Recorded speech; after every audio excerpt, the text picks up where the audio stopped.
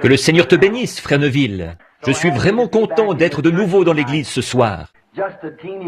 Je suis un tout petit peu enroué. Un message plutôt long ce matin, mais je suis réellement content qu'on l'ait eu. J'y ai moi-même pris plaisir à la porter, et j'espère que vous avez pris plaisir à l'écouter. Maintenant, n'oubliez pas, souvenez-vous toujours de ceci, que ce sont ces choses qui construisent le serviteur de Christ. Voyez-vous, d'abord la foi, ensuite la vertu.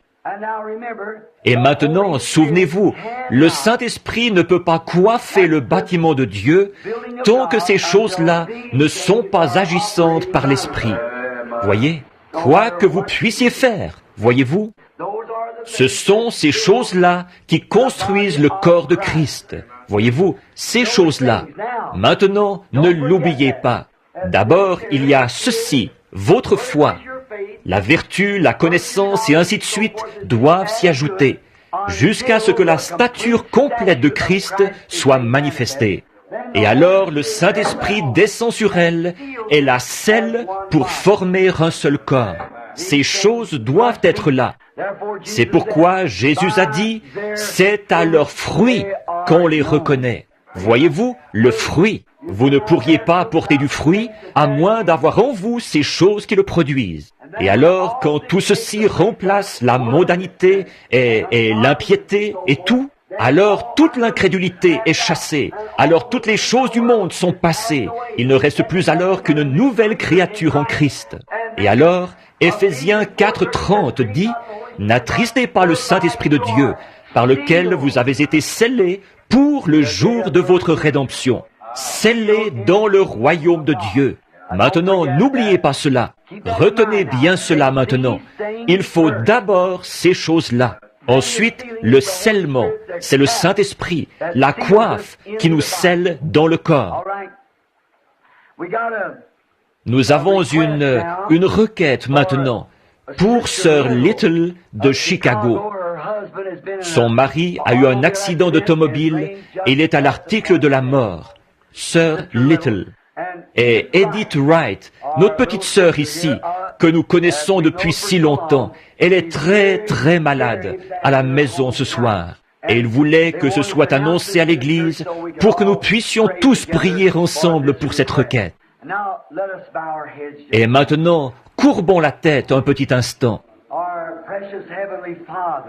Notre précieux Père Céleste, nous nous rassemblons autour, par la foi, du trône de Dieu, et nous demandons la miséricorde divine pour ces requêtes. Frère Little, un accident de voiture, il est mourant. Oh Dieu, aide-le. Puisse le Saint-Esprit être à son chevet et nous le ramener, Seigneur.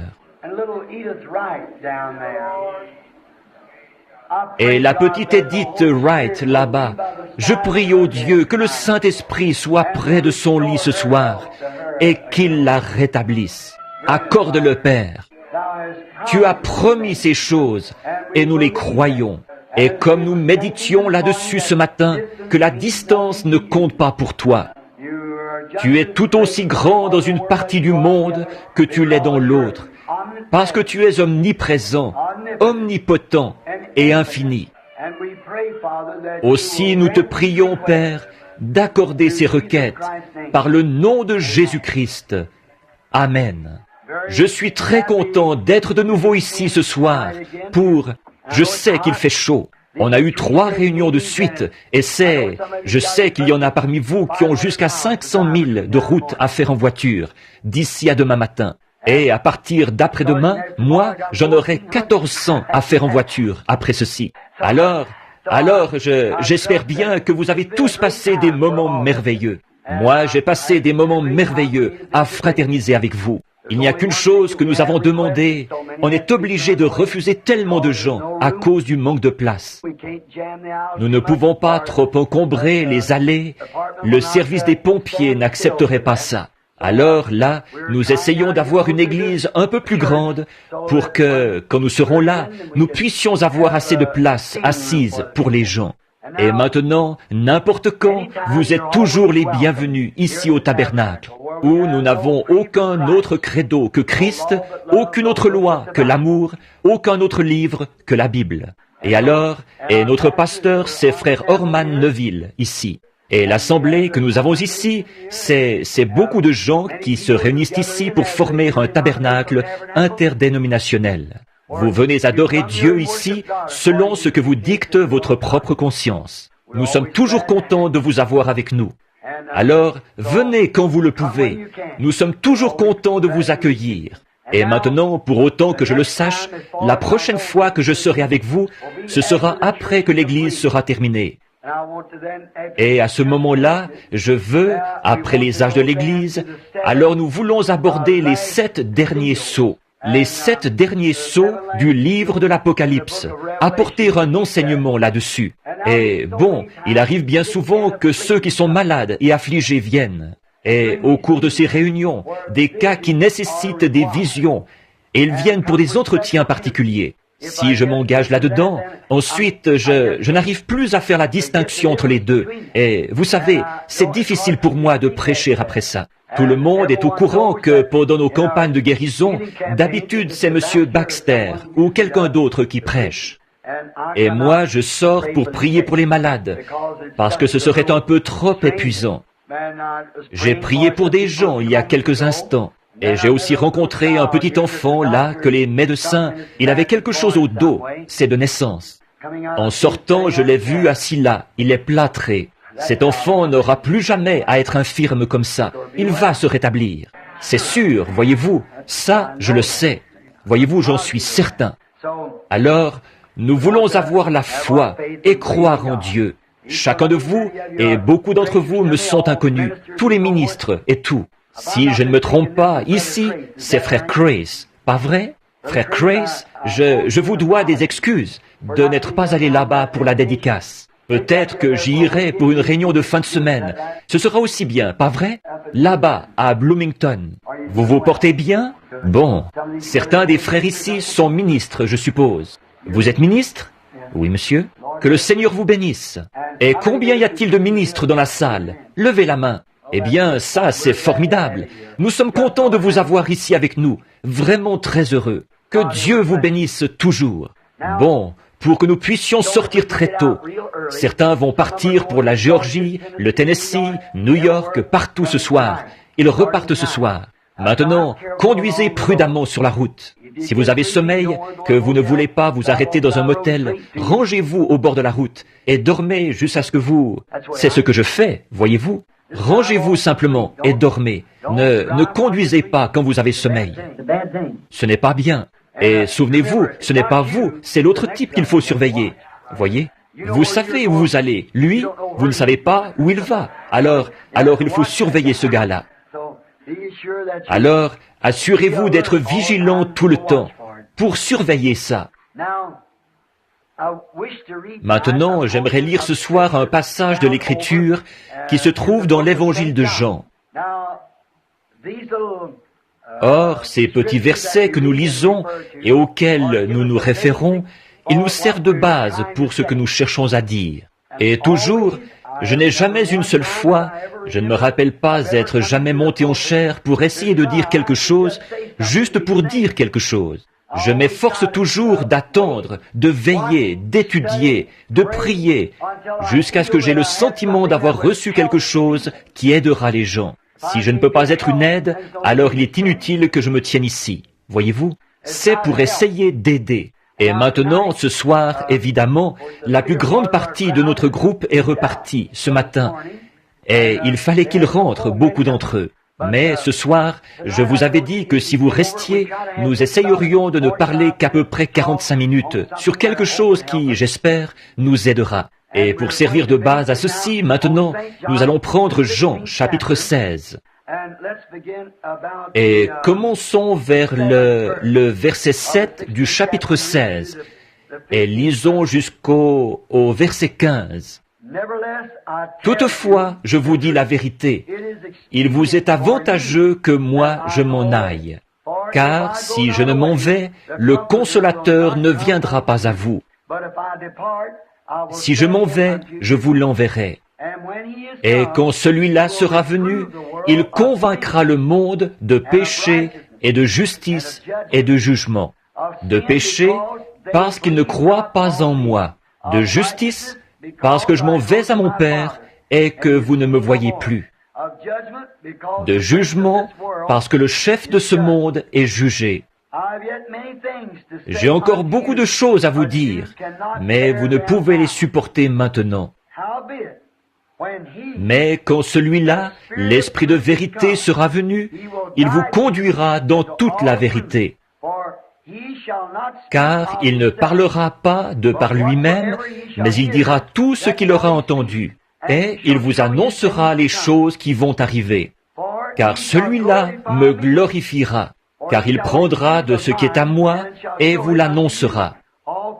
Tout ce qu'a le Père est à moi. C'est pourquoi j'ai dit qu'il prend du mien et qu'il vous l'annoncera.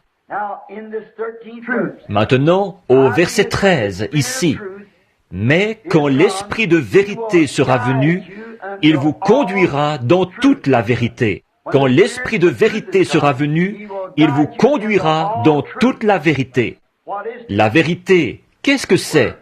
La parole. Car il parlera, il ne parlera pas de par lui-même, mais il dira ce qu'il aura entendu. Il dira ce qu'il aura entendu. Autrement dit, il sera celui qui révélera la chose. Vous voyez? Et au chapitre 4 de Hébreux, la Bible dit que la parole de Dieu est plus tranchante, plus efficace qu'une épée à deux tranchants, qu'elle discerne les pensées de l'esprit, du cœur. Voyez-vous, ce qu'il aura entendu, il le dira, et il vous annoncera les choses à venir. Voyez? Qu'est-ce qui va faire ça?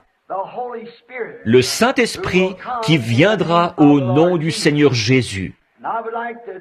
J'aimerais prendre les quelques minutes qui vont suivre pour attirer votre attention sur le mot « guide ». Un guide. Vous savez, j'ai eu pas mal d'expériences dans les bois. Un guide, quelqu'un pour vous montrer le chemin. Vous devez avoir un guide quand vous ne savez pas où vous allez. Et comme j'ai l'habitude de la chasse, et partout dans le monde, j'ai eu l'occasion de rencontrer des guides. Et je suis moi-même un guide dans le Colorado. En effet, je connais la région. J'ai été ouvrier de ranch et tout, alors je peux être guide dans le Colorado. Or, un guide doit connaître le chemin. Il doit savoir où il va et ce qu'il fait, et comment prendre soin de vous sur la route. Voyez? Il doit voir à ce que vous ne vous égariez pas. Un guide, c'est un homme qui a été sélectionné. C'est l'État qui sélectionne cet homme-là, s'il est un guide. Et maintenant, quand vous partez en excursion dans une région sauvage, où vous n'avez peut-être pas l'habitude d'aller, il n'est pas bon que vous partiez sans en avoir un. Franchement, il y a des endroits où on ne peut même pas aller sans en avoir un. Par exemple, au Canada. Le guide doit signer votre permis. C'est pour le garde-chasse. Il doit s'inscrire. Et vous êtes sous sa responsabilité. S'il vous arrive quoi que ce soit, il en est responsable. Il doit prendre soin de vous. Il doit voir à ce que vous ne vous égariez pas. Il doit s'assurer de ne pas vous envoyer quelque part d'où vous ne saurez pas revenir. Et s'il arrivait que vous vous égariez, il doit connaître la région tellement bien qu'il pourra aller vous chercher n'importe quand. Il doit connaître toutes ces choses, sinon il ne peut pas être un guide. Il ne peut pas obtenir un permis de guide. Pour ce genre de choses, parfois, il faut que vous preniez rendez-vous, que vous appeliez à l'avance et que vous preniez des dispositions, que vous ayez des réservations pour qu'on vous accompagne. Et si parfois son horaire est complet, il ne peut pas vous accompagner. Vous devez remettre ça plus tard, à cause du guide terrestre. Vous n'avez jamais à faire ça avec le guide de Dieu. Il est toujours prêt, toujours prêt. Maintenant, si vous ne vous occupez pas de ces préparatifs et que vous comptez partir en excursion dans une région sauvage où vous n'êtes jamais allé auparavant, vous pourriez vous égarer et périr. Vous avez environ 1% des chances de sortir de cette région sauvage. C'est-à-dire, s'il n'est pas trop dense, vous auriez peut-être 1% des chances d'en sortir tout seul. Mais si c'est une région sauvage, très vilaine, très éloignée, vous n'avez pas la moindre chance d'en sortir. Il n'y a aucun moyen d'en sortir parce que vous vous retrouvez en train de faire la marche de la mort. Et à ce moment-là, vous êtes fichu. À ce moment-là, vous êtes fini. Alors, et vous périrez si vous n'avez pas un guide qui connaît la région et qui sait comment revenir. Beaucoup d'entre vous ont pris connaissance de l'article, vous l'avez lu l'an dernier, là-bas, à Tucson, dans l'Arizona, ces Boy Scouts. Pourtant, ils avaient reçu une formation pour savoir se débrouiller tout seuls. C'étaient des scouts. Et ce n'étaient pas de simples louveteaux, c'étaient des scouts, des vrais. Ils ont fait une excursion en montagne et une tempête de neige s'est levée. La nature a changé de position. Et là, ils se sont égarés et ils ont tous péri.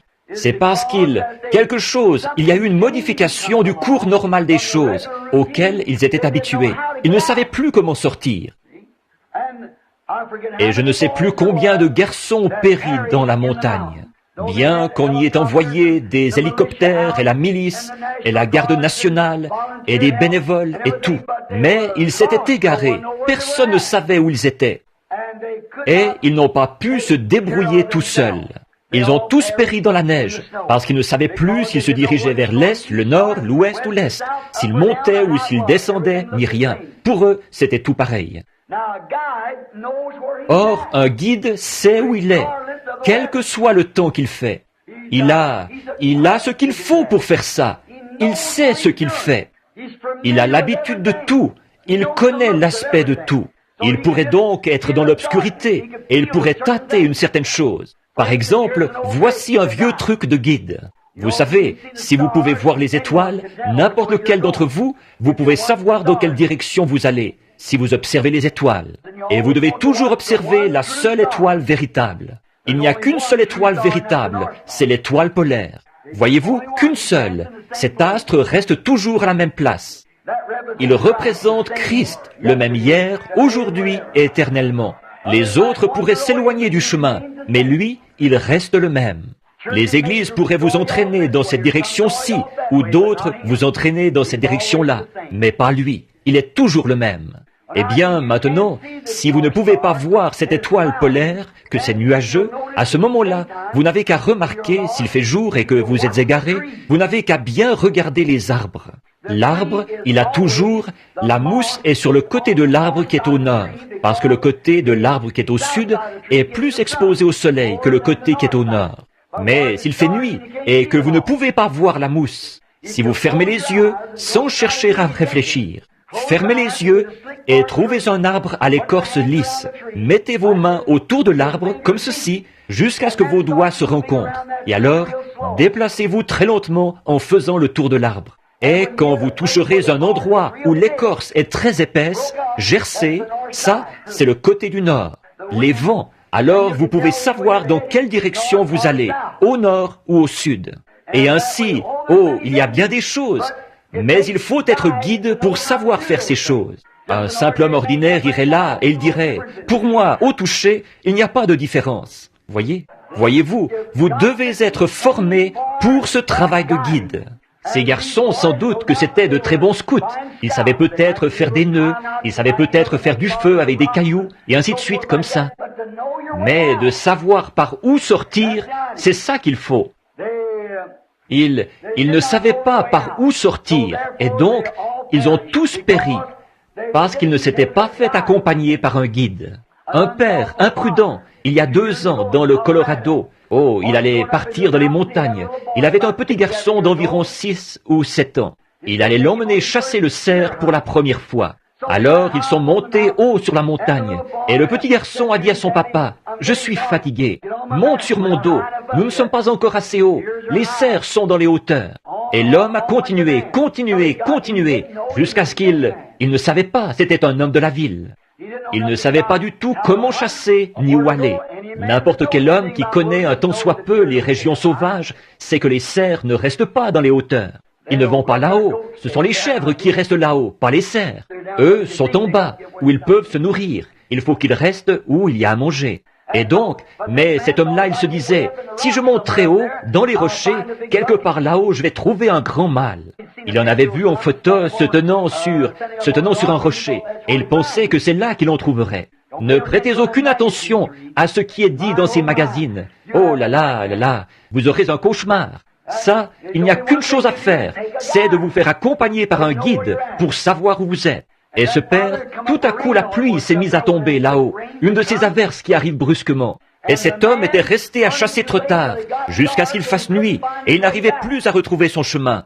Et ensuite le vent s'est levé sur le sommet des montagnes, et lui, il marchait vite. Et il faut savoir rester en vie, si vous vous retrouvez coincé là-bas. Voilà une autre chose, savoir rester en vie. J'ai grimpé à des arbres et glissé jusqu'en bas, grimpé à des arbres, glissé jusqu'en bas, monté et descendu comme ça pour rester en vie. J'ai pris de la neige quand il y en avait 4 pieds, de haut, de chaque côté. Je cassais une souche et je la couchais par terre. Et j'étais tellement affamé que c'était presque insupportable. Je cassais ces vieilles souches, je les allumais et la chaleur faisait fondre la neige. Ensuite, vers 1h ou 2 du matin, j'écartais les souches et je m'étendais sur le sol chaud pour rester en vie. Vous devez savoir faire ces choses. Cet homme-là, il ne savait pas ce qu'il faisait. Il n'avait personne avec lui pour le diriger. Et il a tenu son propre petit garçon contre sa poitrine jusqu'à ce qu'il le sente se refroidir et mourir. Imprudent. Si seulement il s'était fait accompagner par un guide, celui-ci l'aurait tout de suite ramené de la montagne, quelle qu'ait été l'heure, voyez-vous. Mais il a attendu qu'il fasse nuit. À ce moment-là, il ne pouvait pas voir où il allait. C'est le problème avec les chrétiens aujourd'hui. Ils attendent que l'obscurité s'installe, et là, on se rend compte qu'on est parti sans le guide. Le guide. Eh bien, avez-vous déjà vu un homme qui s'était égaré? Est-ce que quelqu'un ici a déjà eu l'expérience de ramener un homme égaré? Il n'y a rien qui fasse plus pitié à voir. Quand un homme s'égare, il devient comme fou. Il ne sait plus ce qu'il fait. Nous avons retrouvé un homme là-bas, un jeune homme. Il s'était égaré dans les bois et il était ouvrier de ranch, mais il n'était pas dans son territoire et il s'est égaré. Il a perdu son chemin. Et 3 jours plus tard, quand ils l'ont retrouvé, il courait comme un possédé. Il criait à tue-tête. Il avait les lèvres toutes fondues. Il avait jeté son fusil et ne savait plus quoi faire. Et quand son propre frère, ils ont été obligés de l'attraper et de le ligoter. Quand son propre frère est venu vers lui, il lui a sauté dessus comme un animal. Il cherchait à le mordre. Il était hors de lui. Pourquoi? Il était égaré. Et quand un homme est égaré, il est dans un état d'ahurissement. Et il ne sait pas qu'il est dans cet état-là, parce que le fait d'être égaré lui donne la fièvre. Il ne sait plus où il est et n'est pas conscient de son comportement. Il en est de même quand un homme est égaré, loin de Dieu. Il fera des choses qu'il ne ferait pas normalement. Il fera des choses qu'il est impensable qu'un être humain puisse faire. Un homme égaré, loin de Dieu. Une église égarée, loin de Dieu. Une église qui s'est éloignée de Dieu, qui s'est éloignée des principes de la Bible de Dieu, fera des choses parfois qu'on ne s'attendrait pas à trouver dans une église du Dieu vivant. Ils se procureront de l'argent en faisant des parties de loto, en faisant des loteries, en jouant à des jeux d'argent, tout ce qu'ils peuvent se permettre. Ils enseigneront n'importe quoi, ils laisseront passer n'importe quoi. Les hommes qui donnent beaucoup d'argent à l'église, ils leur passeront la main dans le dos et ainsi de suite, comme ça. Les laisseront s'en tirer comme ça. C'est exact. Admettre sur le conseil des diacres des hommes qui se sont mariés 3 ou 4 fois, juste pour pouvoir se débrouiller côté financier, joindre les 2 bouts. Il n'y a qu'un bout que vous devez joindre, c'est votre obligation envers Dieu. Tenez-vous là et dites la vérité. Égaré. Un homme qui est égaré est dans un état d'ahurissement. Il est comme fou. Le guide a l'intelligence des choses. Il sait comment procéder et ce qu'il faut faire. Dieu a toujours envoyé un guide à son peuple. Dieu n'a jamais manqué de le faire. Il envoie un guide, mais vous devez accepter ce guide. Voyez, vous devez le croire. Vous devez prendre la direction qu'il vous dicte. Si vous allez dans une région sauvage et que votre guide dit « Nous prendrons cette direction-ci », mais vous pensez que c'est cette direction-là qu'il faut prendre, vous allez vous égarer. Alors, Dieu nous envoie un guide pour nous guider. Nous devons suivre ce guide. Peu importe ce que nous pensons, ce qui semble raisonnable et ce qui semble ridicule, nous ne sommes pas à même d'en juger. Ça, c'est l'affaire du guide et de lui seul. Dieu, dans l'Ancien Testament, il a envoyé des prophètes. C'étaient des guides. Puisque la parole du Seigneur est venue aux prophètes, c'étaient des guides. Ils donnaient des directives aux gens, comme nous le disions hier soir en parlant d'Ésaïe et d'Osias. Ils recevaient des directives, et ils donnaient des directives aux gens, et ils les guidaient. Et donc, Dieu a toujours envoyé ses guides, toujours. Il n'y a jamais eu un temps où il n'a pas eu de guide. Tout au long des âges, Dieu a toujours eu quelqu'un qui le représentait sur cette terre, dans tous les âges. Or, parfois les gens s'éloignent du guide. Ils déraillent, comme on dit. Quand Jésus était ici sur terre, vous vous en souvenez, n'est-ce pas, que Jésus a dit aux pharisiens, « Vous, guides aveugles, des guides aveugles, aveugles aux choses spirituelles. » Voyez? Or, ils étaient censés être des guides pour les gens, guidant les gens vers le salut. Mais Jésus a dit, « Vous êtes aveugles. » Et il a dit, « Laissez-les, car si un aveugle conduit un aveugle, ne tomberont-ils pas tous deux dans la fosse? » Des guides aveugles. Oh, combien le monde a été contaminé par cela, la conduite d'aveugles. Il ne veut pas que vous vous reposiez sur votre propre intelligence. Dieu ne veut pas que vous vous reposiez sur votre intelligence, ni sur vos idées, ni sur aucune idée d'homme. Dieu envoie un guide, et Dieu veut que vous vous souveniez que c'est là le guide qu'il a désigné. Et nous devons nous souvenir de lui. Il est dit ici, Jésus a dit, « Je ne vous délaisserai pas, mais je prierai le Père, et il vous enverra un autre consolateur. » Et ce consolateur, quand il viendrait, il nous guiderait dans toute la vérité. Et la parole de Dieu est la vérité. Et la parole est Christ. Je suis le chemin, la vérité et la vie. Il est la parole. Au commencement était la parole, et la parole était avec Dieu, la parole était Dieu, et la parole a été faite chair, et elle a habité parmi nous. Alors, si nous suivons le vrai, le véritable guide, le Saint-Esprit, il devait nous dire ce qu'il avait vu, ce qu'il avait entendu, et il devait nous montrer les choses à venir. Amen. Voilà. Il vous montrera les choses à venir.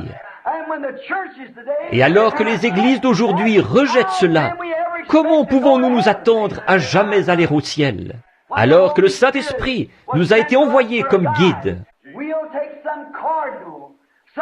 Nous allons accepter un cardinal, un évêque, un surveillant général, ou quelqu'un comme ça pour nous guider, alors que le Saint-Esprit nous a été donné pour nous guider.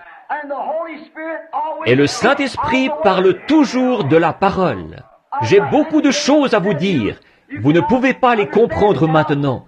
Mais quand il sera venu, il vous guidera vers elle. Voilà pourquoi il y a eu les sceaux. À la fin du 7e sceau, le mystère de Dieu s'accomplirait. Savoir qui Dieu est, ce qu'il est, comment il vit, sa nature, son être. À ce moment-là, vous devriez être tout en haut, ici, voyez-vous, nous amener à la pleine stature de fils et de filles de Dieu. Une église qui a été lavée dans le sang de Christ, qui a été achetée sans argent, acquise par le sang de Jésus-Christ.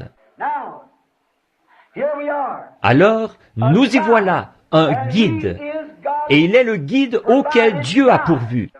Or, nous traversons une région sauvage. Nous sommes en route vers quelque part, et nous ne pouvons pas nous débrouiller sans ce guide. Que personne ne s'avise d'essayer d'y substituer un autre guide. Si vous le faites, celui-là vous sortira des rangs. Ce guide-ci, il connaît le chemin. Il connaît chaque pouce du chemin. Il connaît chaque pensée qu'il y a dans votre cœur. Il connaît tout le monde qui est ici. Il sait qui vous êtes et ce que vous avez fait et tout à votre sujet. Il est le guide de Dieu, le Saint-Esprit, et il vous révélera des choses, et il dira les choses qu'il aura entendues. Il peut répéter vos propres paroles, dire ce que vous avez dit. Amen. Vous dire ce que vous avez été, ce que vous avez, où vous allez. Un guide, le guide adéquat. Il vous guidera dans toute la vérité. et sa parole est la vérité. Or, le Saint-Esprit ne dira jamais Amen à une espèce de credo d'homme. Il ponctuera uniquement la parole de Dieu d'un Amen, parce qu'elle est vraie. Le Saint-Esprit ne vous conduira dans aucune autre direction. Or, ce qui est bizarre, c'est que nous tous, toutes nos grandes dénominations et tout, nous prétendons tous être conduits par le Saint-Esprit. Et il y a autant de différences entre nous qu'entre le jour et la nuit. Mais quand Paul, ce petit pharisien qui a reçu le Saint-Esprit, quand Ananias l'a baptisé, il est allé en Arabie, il a passé 3 ans là-bas à étudier, il est revenu, il n'a jamais consulté l'Église à propos de quoi que ce soit, pendant 14 ans. Et quand il est allé rencontrer Pierre, le chef de l'Église de Jérusalem, ils avaient exactement la même doctrine. Pourquoi? Le même Saint-Esprit. Alors que Pierre baptisait au nom de Jésus-Christ, Paul a fait de même, sans que personne le lui ait dit.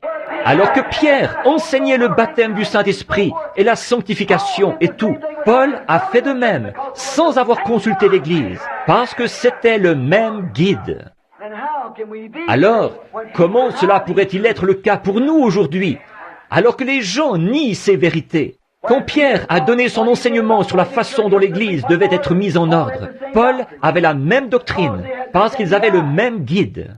Le guide ne va pas en emmener un dans cette direction-ci et un dans cette direction-là, et en envoyer un à l'est et l'autre à l'ouest. Il va vous garder ensemble.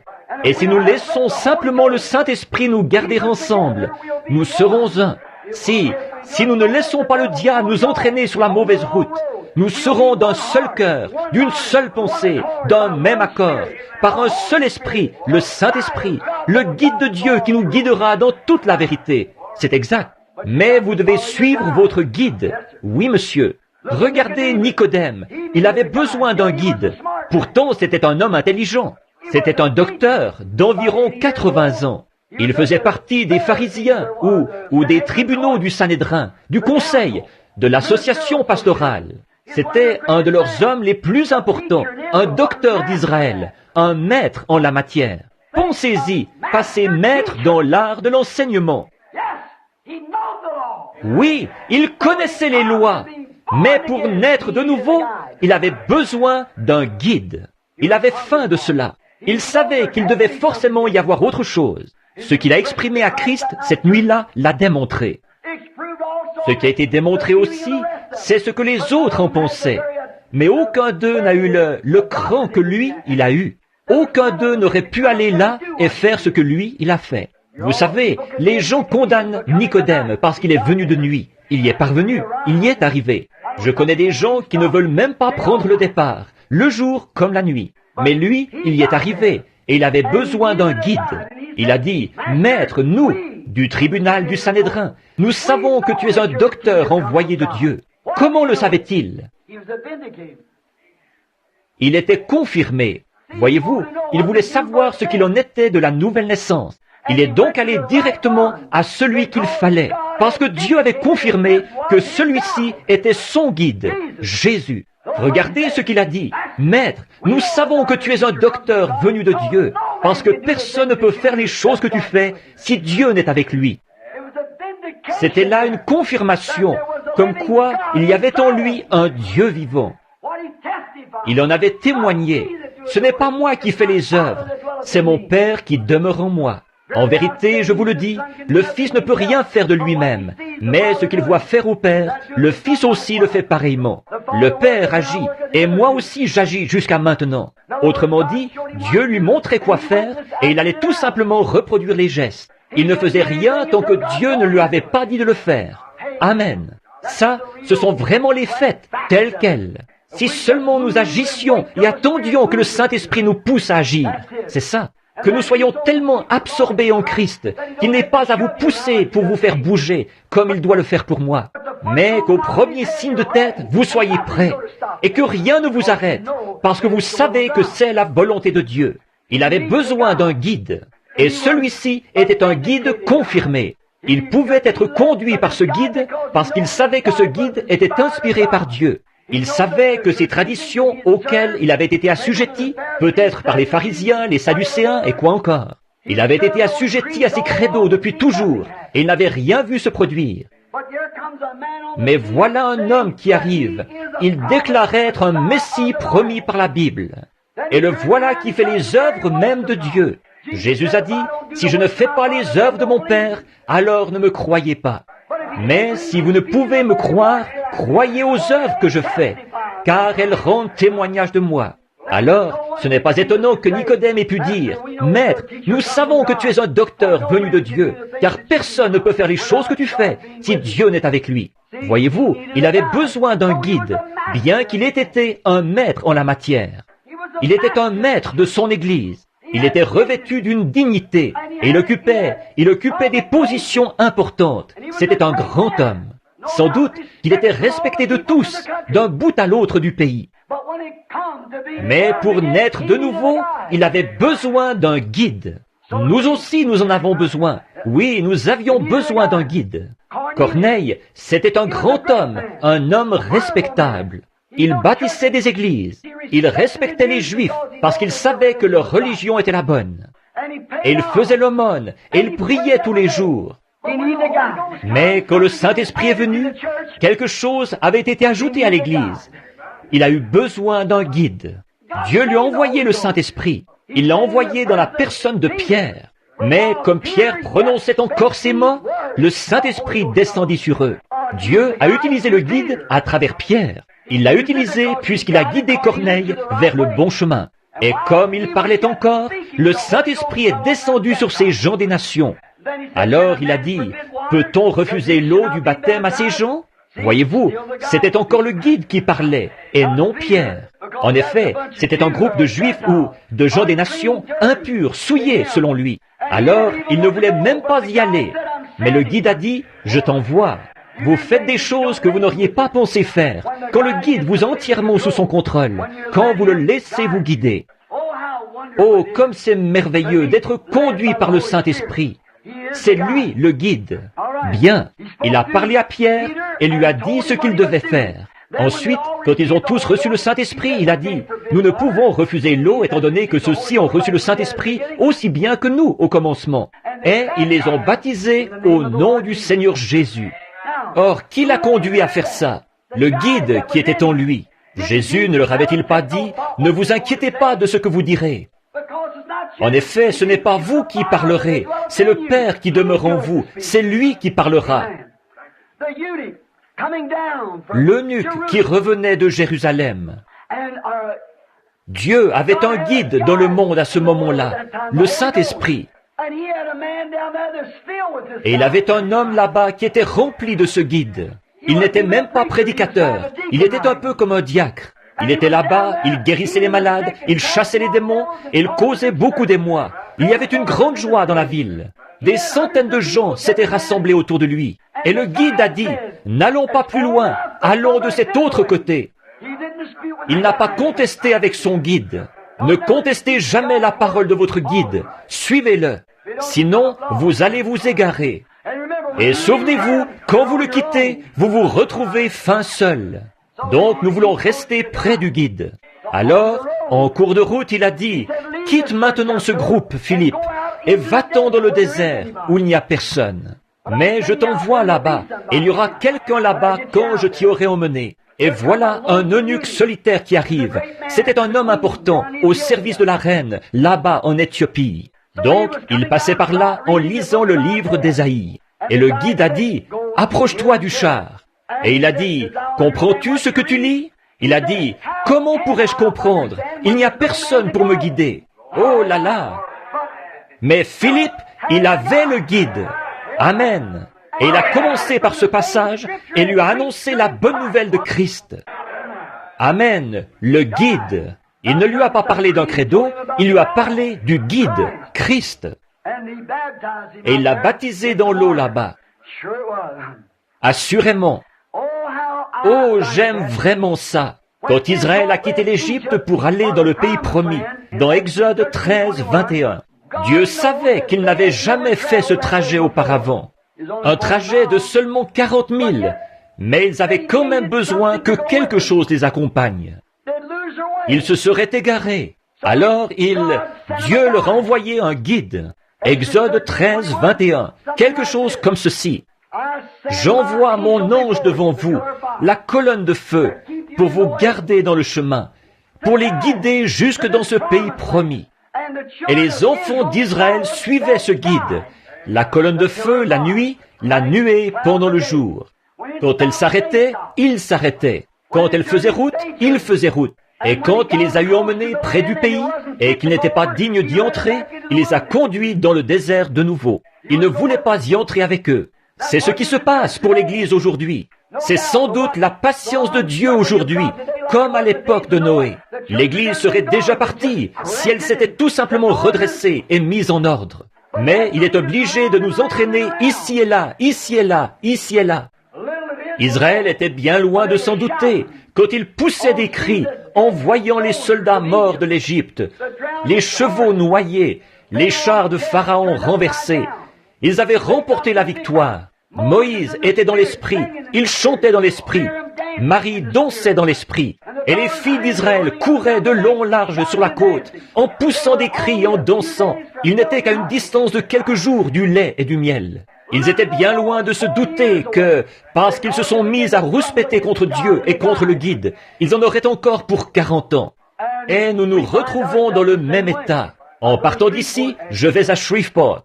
Le Saint-Esprit est descendu il y a 50 ans, au jour d'Action de grâce, en Louisiane, au jour d'Action de grâce, comme l'Église a perdu du terrain depuis le temps.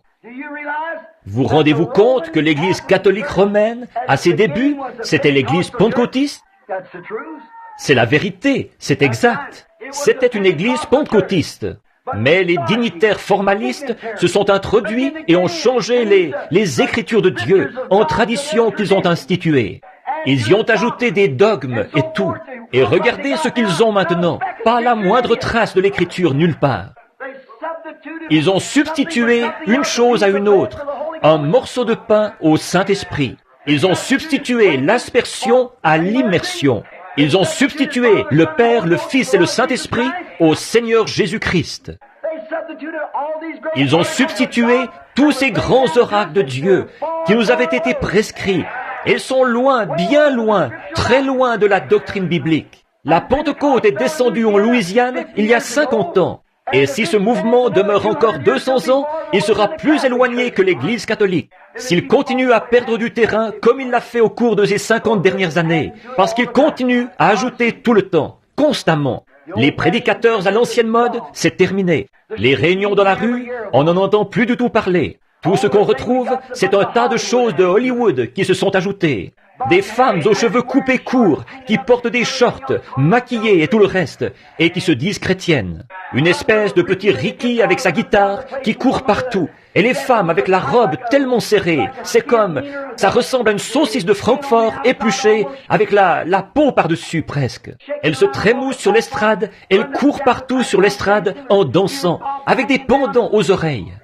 Et une de ces nouvelles coupes de cheveux, style femme du président, et ensuite, appelez ça du christianisme. Ce qu'il nous faut, c'est une religion à l'ancienne mode, envoyée de Dieu, qui brûlera, qui exterminera en la brûlant toute cette mondanité de l'Église. Il nous faut revenir au Saint-Esprit et au feu, revenir à ce qui ôte toutes les impuretés en les brûlant, à ce qui ramène la prédication à l'ancienne mode, faire du ciel quelque chose de haut et de l'enfer quelque chose de chaud, droit comme un canon de fusil. C'est ce genre de prédication-là qu'il nous faut. Mais faites ça aujourd'hui et votre assemblée va voter votre renvoi. Il arrive que de bons prédicateurs soient détournés du droit chemin par leur assemblée. C'est pour cette raison que je ne fais partie d'aucune dénomination. Je n'ai qu'un quartier général et il est au ciel. Partout où il m'enverra, j'irai. Tout ce qu'il dit, je le dis. Nous ne voulons pas d'une dénomination. Si jamais cette église parle de dénomination, vous venez de perdre votre pasteur. Je ne traînerai pas là-dedans, pas même 5 minutes. Toutes les églises qui se sont formées en dénomination se sont dégradées. Nommez-moi une seule dont ce ne serait pas le cas, et nommez-moi une seule qui se soit jamais relevée. C'est le Saint-Esprit qui est envoyé pour conduire l'église, et non un groupe d'hommes. Le Saint-Esprit est infiniment sage. Les hommes deviennent formalistes, indifférents. Dieu leur a dit qu'il leur enverrait un guide, qu'il les conduirait sur le chemin. Et tant qu'ils suivaient cette colonne de feu, tout allait bien. Il les a conduits jusqu'à la porte du pays promis, et là, ils ne devaient pas aller plus loin. Ensuite, Josué, le vaillant combattant, Vous rappelez-vous le jour où il leur a dit, « Sanctifiez-vous, dans 3 jours Dieu ouvrira le Jourdain ici, et nous traverserons. » Maintenant, regardez bien ce qu'il a dit. J'aime ça dans l'Écriture. Il a dit, « Restez tout près, derrière l'arche, car vous n'avez pas encore passé par ce chemin. » L'arche, qu'est-ce que c'était? La parole. Ne suivez pas les voies de votre dénomination. Maintenant, restez derrière la parole, parce que vous n'avez pas encore passé par ce chemin. Et frères, si jamais il y a eu un temps où l'Église chrétienne devrait s'examiner, c'est bien maintenant. Nous sommes en plein au moment où cette grande réunion a lieu à Rome, maintenant même. Des distinctions sont en train d'être faites. La confédération des églises, alors que toutes ces dénominations se réunissent dans une confédération pour former l'image de la bête, exactement telle que le dit la Bible. Et vous savez ce que nous avons dit ce matin dans les messages. Et nous y voilà, tout est là, c'est tout près, à la porte. Et les gens qui continuent à suivre des credos, vous faites mieux de rester derrière la parole. La parole vous conduira de l'autre côté, parce que la parole est Christ. Et Christ est Dieu, et Dieu est le Saint-Esprit. Restez derrière la parole. Oh oui, monsieur, restez avec ce guide. Restez juste derrière lui. Ne le devancez pas, restez derrière lui. Laissez-le vous conduire, que ce ne soit pas vous qui le conduisiez. Laissez-le faire. Josué a dit, maintenant, vous n'avez encore jamais passé par ce chemin. Vous ne connaissez rien de cette route. C'est ça le problème aujourd'hui. Vous n'avez pas besoin d'un guide pour vous guider sur le chemin spacieux. Oh, vous en connaissez toutes les ruelles et tout le reste. Le chemin du péché, vous le connaissez d'un bout à l'autre. Il n'y a pas, oh, ce n'est pas d'hier que vous êtes sur celui-là. Vous n'avez besoin de personne pour vous en parler. Vous en connaissez tous les raccourcis. C'est exact. Tous les péchés, vous connaissez tout là-dessus. Personne n'a à vous dire comment voler. Vous le savez, ça. Personne n'a à vous dire comment blasphémer. Vous le savez, ça. Personne n'a à vous dire comment faire des vilaines choses, parce que c'est affiché sur tous les arbres, partout. Mais souvenez-vous, vous qui êtes chrétiens, vous êtes passés de l'autre côté. Vous êtes dans un autre pays. Vous êtes nés de nouveau. Vous êtes dans le pays, un pays céleste. Vous êtes dans le pays promis.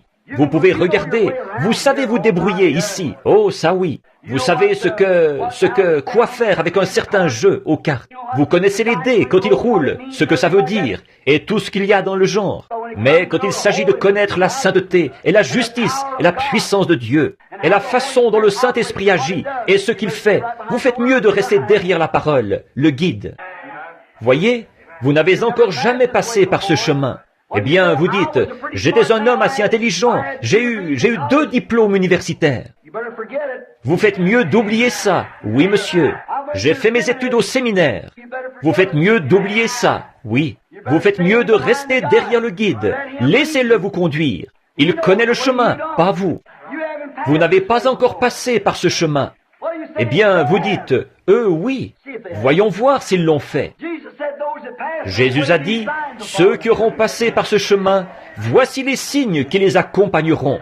En mon nom, ils chasseront les démons, ils parleront de nouvelles langues, qu'ils saisissent des serpents ou boivent des breuvages mortels, ils ne leur feront pas de mal. S'ils imposent les mains aux malades, les malades seront guéris. La plupart d'entre eux refusent cela, le nient, déclarent que ce n'est même pas inspiré.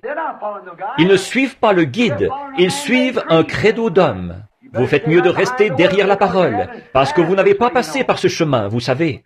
Mais vous êtes nés de nouveau, et vous avez part à la sainteté par cette naissance.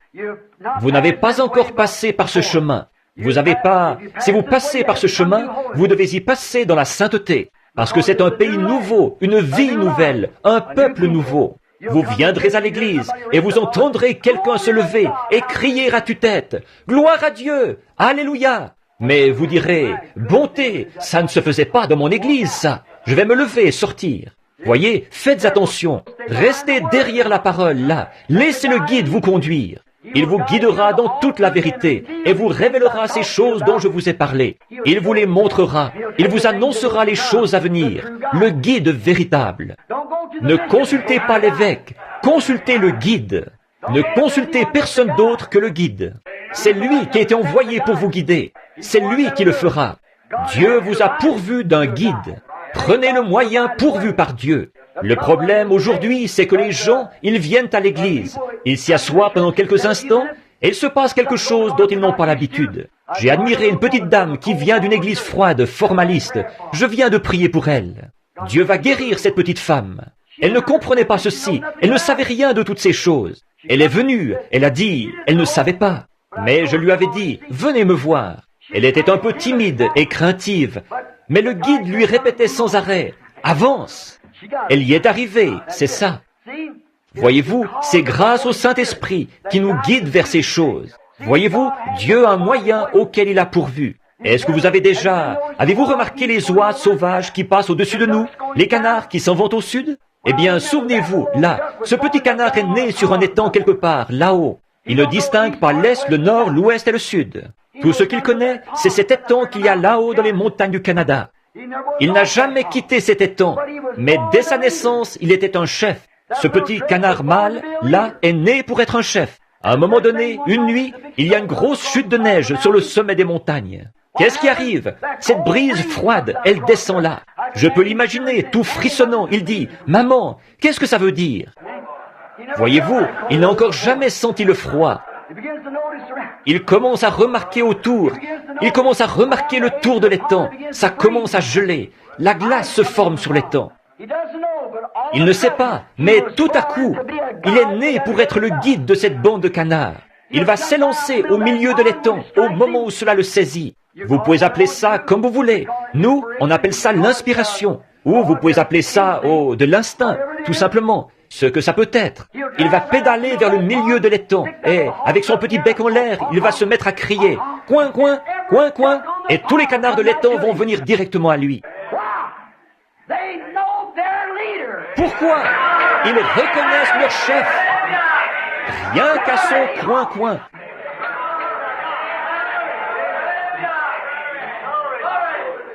Si la trompette rend un son confus, qui pourra se préparer au combat? Exact. Qui peut se préparer au combat si la trompette rend un son confus? Eh bien, si ce petit canard rend un coin-coin confus, qui va se préparer à l'envol? Ce petit canard-là, avec son petit bec en l'air, là, il va pousser son cri. Coin-coin, coin-coin, et tous les petits canards vont venir à lui. Coin-coin, coin-coin, les voilà qui s'amènent. Ils auront tout un jubilé au milieu de cet étang-là, et tourner, et tourner, et tourner. Au bout d'un moment, il sent quelque chose en lui qui agit. Il faut qu'il parte. Il va placer ses ailes et s'envoler de cet étang, monter dans les airs et décrire un cercle 3 ou 4 fois. Il part en ligne aussi droite qu'il le peut vers la Louisiane. Tous les canards derrière lui. Coin-coin, coin-coin, le voici. Pourquoi? Il est un guide. Amen. Les canards reconnaissent leur guide. L'Église, non. Oui, il sait quoi faire. Regardez ces vieilles oies qui viennent de tout là-bas en Alaska. Or, il y a toujours un vieux jar qui les conduit. Et ces oies doivent observer très attentivement ce jar. Elles doivent savoir de quoi parle ce jar. Avez-vous lu ça dans le magazine Look, il y a environ 4 ans? Il y avait un vieux jar, une fois, qui ne savait pas ce qu'il faisait. Et il a conduit une bande d'oies jusqu'en Angleterre. C'est exact. On n'en avait jamais vu en Angleterre auparavant. Pourquoi? Elles n'avaient pas remarqué leur chef. Ce vieux jar ne savait pas où il allait. Et maintenant, elles sont là-bas, elles ne peuvent pas revenir. C'est ça qui se passe avec beaucoup de ces oies aujourd'hui. Elles se promènent encore en groupe. Ils disent, le magazine Look disait que ces oies se promènent en groupe. Elles volent partout au-dessus de l'Angleterre. Mais elles ne savent pas comment s'en retourner. C'est la même chose pour certaines oies que je connais. Vous vous regroupez, des grandes réunions de réveil, vous invitez un prédicateur de réveil à venir prêcher quelque temps, mais vous ne savez pas où vous allez. Vous vous promenez en rond, parce que vous avez une espèce de jar qui vous conduit dans une java dénominationnelle, au lieu de vous ramener à la parole de Dieu, de vous ramener au baptême du Saint-Esprit. Et ensuite, on se demande pourquoi on n'a pas de réveil de nos jours. Voyez, vous devez avoir ce son particulier. Ce son, c'est la trompette de l'Évangile, qui fait retentir l'Évangile, chaque parole de Dieu. Pas un credo, pas une dénomination, mais la Bible, le Saint-Esprit. Voici les signes qui accompagneront ceux qui auront cru. Voyez? Et les voilà qui partent sur la route. Un vieux jar, une fois, on raconte que toute une bande s'est tuée à cause de lui. Il les avait emmenés avec lui en essayant de voler dans l'obscurité. Il ne savait pas où il allait lui-même. Et ils se sont tous heurtés contre les montagnes, là-bas. et quelques-uns ont volé en morceaux, se sont fracassés. C'est sûr, ils doivent reconnaître ce son qui leur est particulier. Ce petit canard-là, s'il a ce son particulier, et que tout le monde le sait, ils ont un petit jubilé quand ils se regroupent, et les voilà qui partent vers le sud. Pourquoi descendent-ils là-bas? Là-bas, il ne fait pas froid. Or, si Dieu a donné au canard assez de bon sens pour savoir échapper au froid, combien devrait-il en donner à l'Église? Si le canard peut faire ça par instinct, qu'en est-il du Saint-Esprit dans l'Église?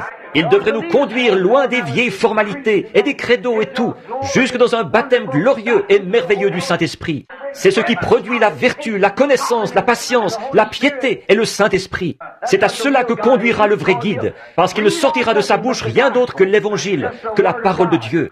Certainement, vous avez besoin d'un guide. Quand les mages, ils ne savaient rien de Dieu. Ils étaient des faiseurs de magie, des magiciens. Ils étaient là-bas, en Orient. Vous savez, la Bible dit, nous avons vu son étoile en Orient. Nous sommes venus pour l'adorer. Ils étaient de l'Ouest. Ils ont regardé vers l'Est et ont vu son étoile. Ou ils ont regardé vers l'Ouest. Ils étaient en Orient. Nous étions en Orient et nous avons vu son étoile à l'Ouest. Voyez? Nous avons vu son étoile en Orient. Et voyez, ils étaient en Orient. Quand nous étions en Orient, nous avons vu l'étoile et nous sommes venus pour l'adorer. Je peux m'imaginer voir ces hommes se préparer à partir. Je peux m'imaginer une des épouses qui dit, dis donc, tu as fait tous tes bagages, mais où est ta boussole? Il a dit, je ne vais pas me servir d'une boussole cette fois. Elle a dit, comment feras-tu pour te rendre de l'autre côté des montagnes? Souvenez-vous, il fallait qu'ils franchissent le Tigre et qu'ils traversent les plaines. Bref, ils allaient faire un voyage de 2 ans à dos de chameau. Comment y arriveraient-ils? Elle a dit, eh bien, tu n'emportes même pas de boussole. Il a dit, non, tu vas te rendre comment? Je vais me rendre par le moyen pourvu par Dieu. Cette étoile là-bas va me conduire vers ce roi. C'est ça. Nous avons vu son étoile en Orient et nous l'avons suivi jusqu'ici dans l'Ouest pour venir l'adorer. Où est-il? Ils ont suivi le moyen pourvu par Dieu. Ils ont été retardés pendant un petit moment par un tas de credos là-bas. Ils sont entrés à Jérusalem et ils se sont mis à monter et à descendre la rue. Ces gens avec leurs beaux vêtements. Et ils disaient, où est-il? Où est le roi des Juifs qui vient de naître? Eh bien, c'était la capitale, ça, c'était Jérusalem. Certainement que la grande église devrait être au courant. Où est-il? Où est le roi des Juifs qui vient de naître? Nous avons vu son étoile en Orient. Nous sommes venus pour l'adorer. Où est-il? Mais ils sont allés consulter le pasteur un tel et le souverain sacrificateur un tel. Aucun d'eux n'était au courant. Mais il est né, celui qui est le roi des Juifs. Où est-il? Ils ne savaient pas. Par contre, il y avait un groupe de bergers là-bas, sur le versant d'une colline, qui jubilaient au possible, oui monsieur, parce qu'eux étaient venus en suivant le moyen pourvu par Dieu. Donc, ils sont restés là, et tout à coup, il a dit, je vais vous dire ce qu'on devrait faire. On devrait réunir le conseil. Ils ont donc convoqué le conseil du Sanhédrin et ils se demandaient s'ils en avaient entendu parler. Non, nous n'en savions rien. C'est la même chose aujourd'hui. Ils ne savent rien de ce guide, de ce Saint-Esprit qui guérit, qui remplit, qui sauve, qui va revenir. Le guide qui nous a annoncé toutes ces choses qui sont arrivées, et nous sommes en plein dedans. Celui qui discerne les pensées du cœur. Ils n'en savent rien. Ils appellent cela de la télépathie ou quelque chose. Ils ne savent pas quoi en dire. Donc, vous voyez, ces mages, souvenez-vous, quand ils sont entrés à Jérusalem, l'étoile est disparue. Et tant que vous vous en remettrez aux credos et aux hommes des dénominations pour qu'ils vous conduisent à Dieu, le secours de Dieu vous quittera. Mais quand ils en ont eu par-dessus la tête de tout ça, et qu'ils les ont laissés de côté, qu'ils ont laissé de côté les credos et les dénominations de ces Juifs, et qu'ils sont sortis de Jérusalem, alors l'étoile est réapparue. Et ils ont été saisis d'une très grande joie. Ils ont revu le guide. Oh, l'effet que ça fait de se retrouver dans une vieille église froide et formaliste, et après de retourner à une bonne église enflammée. De voir la conduite du guide, ça fait toute une différence. Oui, nous avons vu son étoile en Orient, et nous sommes venus pour l'adorer. Josué leur a dit, maintenant suivez l'arche, parce que vous n'avez encore jamais passé par ce chemin. Dieu ne permettra pas que cette arche aille ailleurs que dans le bon chemin. Tout le monde l'a suivie, et voilà, elle a traversé le Jourdain. C'est la même chose aujourd'hui par le Saint-Esprit. Oui, monsieur. La seule façon pour nous de savoir s'il s'agit du Saint-Esprit ou pas, nous en voyons les manifestations qui confirment la parole de Dieu. Il n'y a pas longtemps, là, un groupe de frères avait du sang et de l'huile. Bon, c'est en ordre, si c'est comme ça qu'ils veulent faire. À mon avis, ce n'est pas une confirmation, ça. Il faut une confirmation par l'Écriture. Voyez-vous? Pourvu que cela confirme ce que Dieu a dit, c'est en ordre. Il disait, c'est pour ça que vous avez le Saint-Esprit. C'est parce que vous avez eu de l'huile dans la main. Or ça, je ne peux pas l'accepter. Voyez? Non, je ne crois pas que l'huile ait quoi que ce soit à y voir. Et si ce sang-là va guérir et donner le salut, qu'est-il arrivé au sang de Jésus-Christ? Si cette huile-là guérit, qu'en est-il de ces meurtrissures? Voyez? J'aime quand c'est le guide qui vient, qui vous conduit à la vérité de la parole. À ce moment-là, vous savez que vous vous dirigez droit vers le but et que vous êtes prêt pour le compte à rebours. C'est exact, vous vous préparez à vous envoler. Oui, monsieur. Oui, parce que quoi? Le guide est celui qui rend la chose réelle. J'ai un passage de l'Écriture ici. J'avais donné ces passages de l'Écriture, mais je voudrais lire celui-ci. C'est 2 Pierre, chapitre 1, verset 21. Car ce n'est pas par une volonté d'homme qu'une prophétie a jamais été apportée, mais c'est poussé par le Saint-Esprit que par des hommes saints ont parlé de la part de Dieu. Comment la prophétie a-t-elle été apportée? Non par une volonté d'homme, des credos dénominationnels, mais par la volonté de Dieu, quand des hommes saints ont été poussés par le Saint-Esprit. Il a toujours été le guide de Dieu. C'était le Saint-Esprit qui était dans cette colonne de feu. C'était le Saint-Esprit. Tout le monde sait que c'était Christ. Moïse a quitté l'Égypte.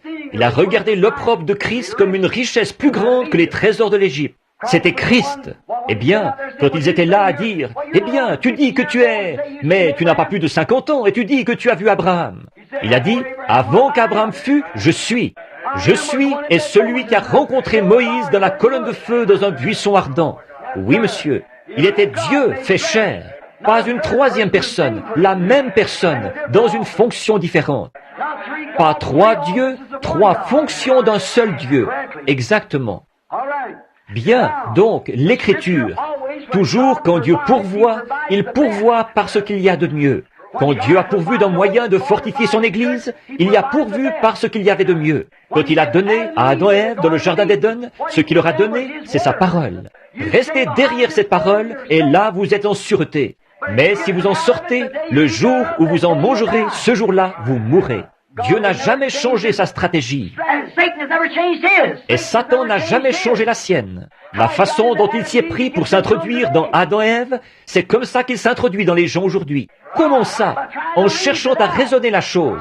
Allons, il est raisonnable de penser que Dieu ne ferait pas ça. Oh, Dieu a dit Satan. Mais sûrement qu'un Dieu saint ne fera pas ça. Sûrement qu'il le fera, parce qu'il a dit qu'il le ferait. Et c'est ce que les gens disent aujourd'hui. Oh, attends un peu, là. Tu ne crois pas vraiment que si je vais à l'église et que je paye ma dîme, et que je fais ceci, cela, que Dieu me rejetterait?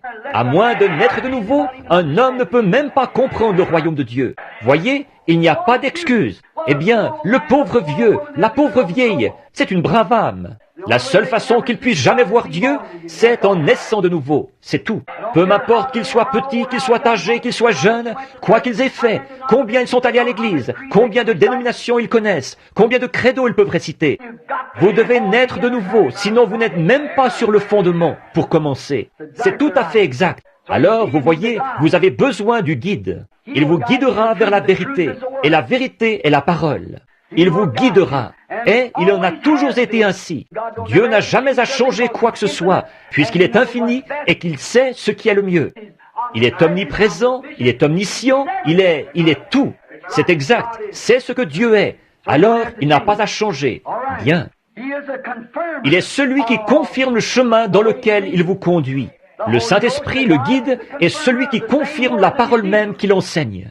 Or, Luc a été conduit par le guide à dire « Allez par tout le monde, prêchez l'évangile à toute la création. Celui qui croira et qui sera baptisé sera sauvé. Celui qui ne croira pas sera condamné. Voici les signes qui accompagneront ceux qui auront cru. En mon nom, ils chasseront les démons, ils parleront de nouvelles langues, ils saisiront des serpents, ils boiront des breuvages mortels, ils imposeront les mains aux malades, et les malades seront guéris. » Et la Bible dit qu'ils s'en allèrent partout, conduits par le guide. Vous savez, ils prêchaient la parole avec les signes qui l'accompagnaient. Qu'est-ce que c'était? Le guide qui confirmait que c'était la vérité. C'était la ligne d'action de Dieu. C'est ce qui a été établi. C'est là son programme. Il ne peut pas le modifier. parce qu'il est infini. Amen. Il ne peut pas le modifier. Il est Dieu. Moi, je peux changer. Je suis un homme. Vous pouvez changer. Vous êtes un homme ou une femme.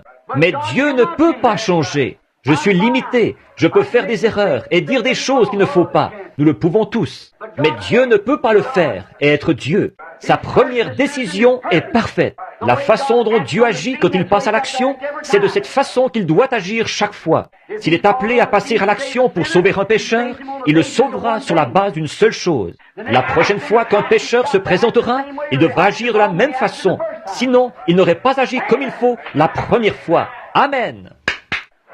Je l'aime. Je sais que c'est la vérité. J'ai 53 ans. Il y a 33 ans et demi que je prêche l'évangile ici. Pas une seule fois, je n'ai vu cela faillir. Je l'ai vu mis à l'épreuve tout autour du monde. 7 fois, au milieu de toutes sortes de religions et tout le reste, devant un demi-million de personnes même, à un moment donné. Et jamais cela n'a failli. Je ne parle pas de ce que j'ai lu dans un livre. Je parle de ce que j'ai expérimenté personnellement. Je sais que Dieu appuie sa parole et qu'il l'honore. Bon, si c'est une espèce de credo que vous avez, vaut mieux faire attention là. Mais le Saint-Esprit appuiera la parole de Dieu. Dans Jean au chapitre 1 et au verset 1, il a dit, « Il est la parole, il est le guide. Au commencement était la parole était avec Dieu et la parole était Dieu. Et la parole a été faite chair et elle a habité parmi nous. » Oh, Pierre a été conduit à dire dans Actes 2:38, comment recevoir le Saint-Esprit. Il a dit, repentez-vous, chacun de vous, ensuite soyez baptisés au nom de Jésus-Christ pour la rémission de vos péchés, et ensuite le guide s'occupera de vous pour le reste du chemin. Oui, c'est ça qu'il faut faire. D'abord, repentez-vous de vos péchés, de votre incrédulité, de n'avoir pas cru ces choses. Repentez-vous, ensuite soyez baptisés, et ensuite le guide s'occupera de vous pour le reste du chemin. Voyez-vous, c'est votre devoir.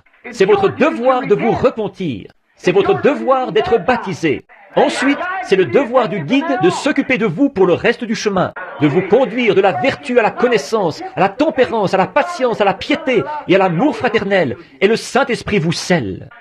Voyez, alors vous êtes à la pleine stature de Dieu, un vrai homme de Dieu, une vraie femme de Dieu, bien ancré en Christ. J'aime ça, bien ancré en Christ. Oui, Marc a été conduit par le Saint-Esprit à écrire Marc 16, bien sûr. Jean a été conduit quand il a écrit l'Apocalypse. Il a été conduit par le guide.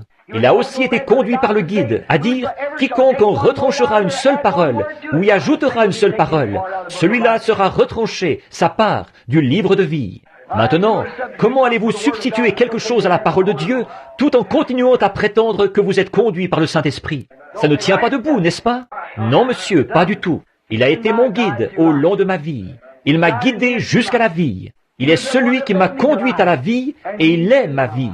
Sans lui, je n'ai pas de vie. Sans lui, je ne veux plus rien. Il est tout, mon tout en tout. À mes heures difficiles, il me soutient. Hier, il m'a béni. Aujourd'hui, ils ont agi de la même façon. À quoi puis-je m'attendre? À la même chose, pour toujours. Gloire à son nom. Amen. Oui, monsieur, il l'a promis, il le fera. Il est ma vie, il est mon guide, le tout en tout. Je lui ai fait confiance. J'ai passé par de dures épreuves. Je lui fais confiance partout où je vais. Je voudrais que vous fassiez de même. Si vous allez faire votre lessive, vous les femmes, faites-lui confiance. Si vous allez en ville, faites-lui confiance. Une fois, j'en étais arrivé au point de penser que je m'y connaissais assez, comme homme des bois, vous savez, pour avoir tellement chassé. Je pensais, je suis vraiment à toute épreuve, impossible de m'égarer. Ma maman était mi-indienne, et j'aimais ça, oh là là.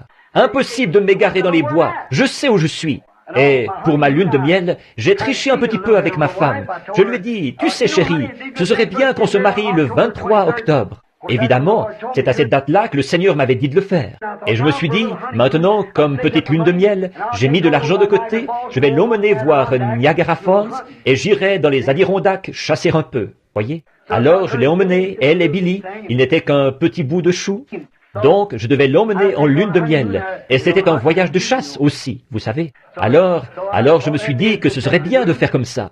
Donc, je l'ai emmené là-bas et j'ai écrit à monsieur Denton, le garde forestier. Nous allions nous rendre sur le mont Hurricane. J'ai dit, Monsieur Denton, je vais me rendre là-bas, je voudrais chasser l'ours avec vous cet automne. Il a dit, d'accord Billy, amène-toi. Alors il a dit, je serai là tel jour. Eh bien, ma femme et moi, nous sommes arrivés un jour d'avance avec Billy. Alors la cabane était fermée à clé, et il y avait un petit appentis, plus loin dans les bois. C'est là que frère Fred Sussman et moi sommes allés il n'y a pas longtemps, nous étions là. Le Saint-Esprit, je l'ai vu, il était là, cette lumière jaune qui se déplaçait dans le buisson, et Fred était là. Il a dit, viens par ici, à l'écart, je veux te parler. Demain, il a dit, fais attention, ils t'ont tendu un piège. Il a dit, sois sur tes gardes. Pas vrai, frère Fred? Je suis allé et je l'ai dit à des centaines de personnes ce soir-là, là-bas au Vermont. J'ai dit, on m'a tendu un piège, je vais voir ce que c'est, je ne sais pas où. Et dès le lendemain soir, voilà, ça y était. J'ai dit, voilà le piège qu'on m'a tendu. Oui, monsieur. Mais le Saint-Esprit m'a conduit, m'a montré quoi faire. Et, oh là là, c'était exactement ce qu'il fallait. Oh, beaucoup d'entre vous savent ce que c'était. Je n'ai pas le temps de le raconter.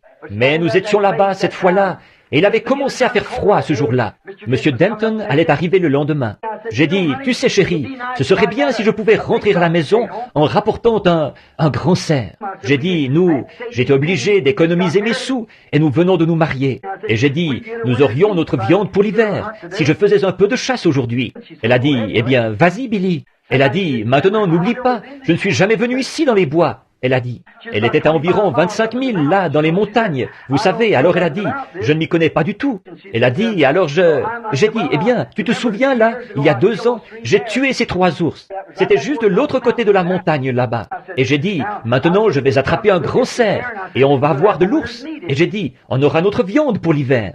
Bon, ça sonnait assez bien ça, vous savez. On avait cueilli des mûres, et on s'était procuré le charbon qu'il nous fallait pour cet hiver-là. Alors, c'est Billy qui les vendait, et Meda et moi, on les cueillait le soir après ma ronde. Et donc, j'ai dit, eh bien, je vais prendre mon fusil, je vais descendre ici. J'ai dit, il y a beaucoup de cerfs dans ce coin-ci, je vais en trouver un. Et j'ai dit, tu sais, et je vais l'attraper. Et j'ai dit, je ne vais pas tarder à revenir. Elle a dit, d'accord. Alors, quand je suis parti, c'était assez couvert. Et ceux qui sont du New Hampshire et de là-bas en Nouvelle-Angleterre, vous savez ce que ça veut dire quand le brouillard descend là-bas, ou n'importe où dans les montagnes. On ne sait plus où on est, un point c'est tout. On ne voit même pas sa main devant soi. Et donc, en descendant, j'ai traversé un genre de petit terrain déboisé. Je suis descendu, j'ai traversé de l'autre côté de la crête. Je suis remonté. J'ai remarqué une panthère. C'est comme ça que vous appelez ça dans cette région-ci. Dans l'ouest, on appelle ça un cougar. Là-bas, ils appellent ça un lion de montagne. C'est le même animal. En réalité, ce que c'est un puma. Le même félin d'environ 9 pieds de long qui pèse environ 150 à 200 livres. Il a traversé la route et j'ai sorti mon fusil à toute vitesse, mais pas assez vite pour pouvoir le tirer. Bon, j'ai monté la colline en douce à la poursuite de ce cougar, en observant les feuilles pour voir où il était passé, vous savez. Je l'entendais, il avait 4 pattes. Je savais que ce n'était pas un animal à 2 pattes, il en avait 4. Et je savais que ce n'était pas un cerf, parce que le cerf marche en martelant le sol. Et il se déplaçait très doucement, ce félin, vous savez, comme ça. L'ours, lui, il marche en roulant ses pattes sur le sol. Donc je savais que c'était forcément un cougar. Il était derrière un tronc d'arbre au sol, et je ne l'avais pas vu. Tout à coup, je l'ai juste entrevu et il est parti. Je regardais comment il déplaçait les feuilles, vous savez, sur le sommet de la montagne, et en descendant comme ceci. Je ne faisais pas attention à ce nuage qui descendait tout le temps, vous savez, qui descendait, le brouillard. Je suis descendu doucement, j'ai traversé une grande vallée, et je suis entré dans la forêt des géants en suivant ce cougar. Je me disais, je vais finir par l'attraper. Je voyais un endroit, je montais sur une hauteur, et je regardais partout, comme ça.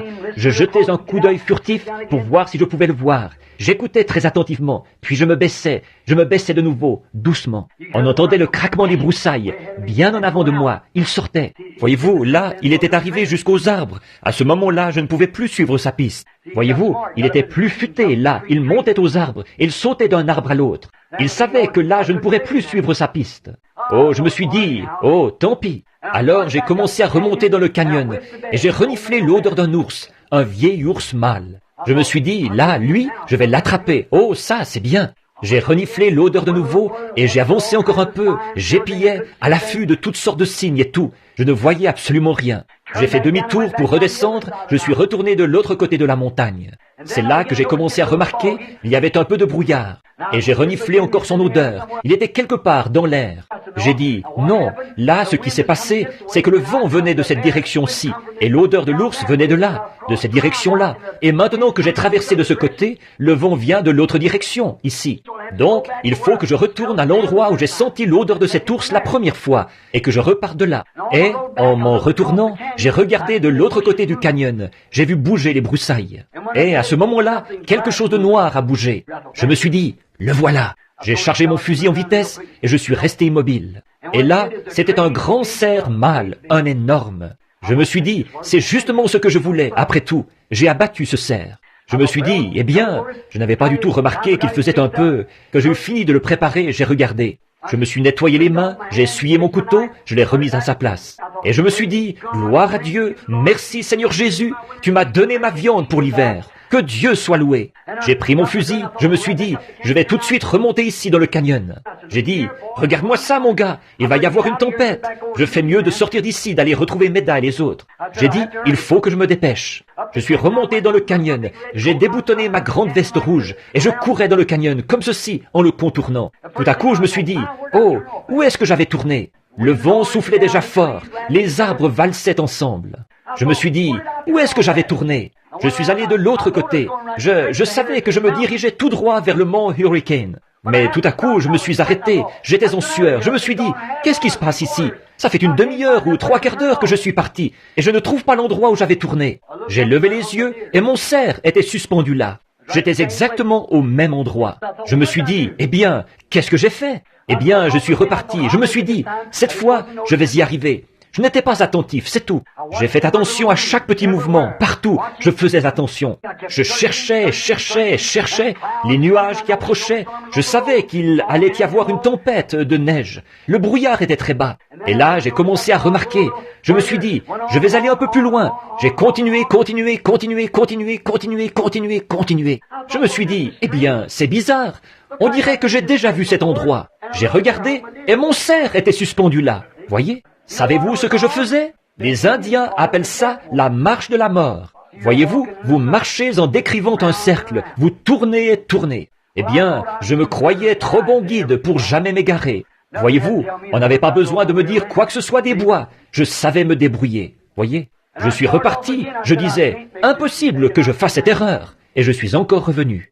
Je suis monté un peu plus haut dans le canyon. À ce moment-là, le vent avait déjà commencé à souffler. Oh là là, de la neige partout. Il faisait presque nuit.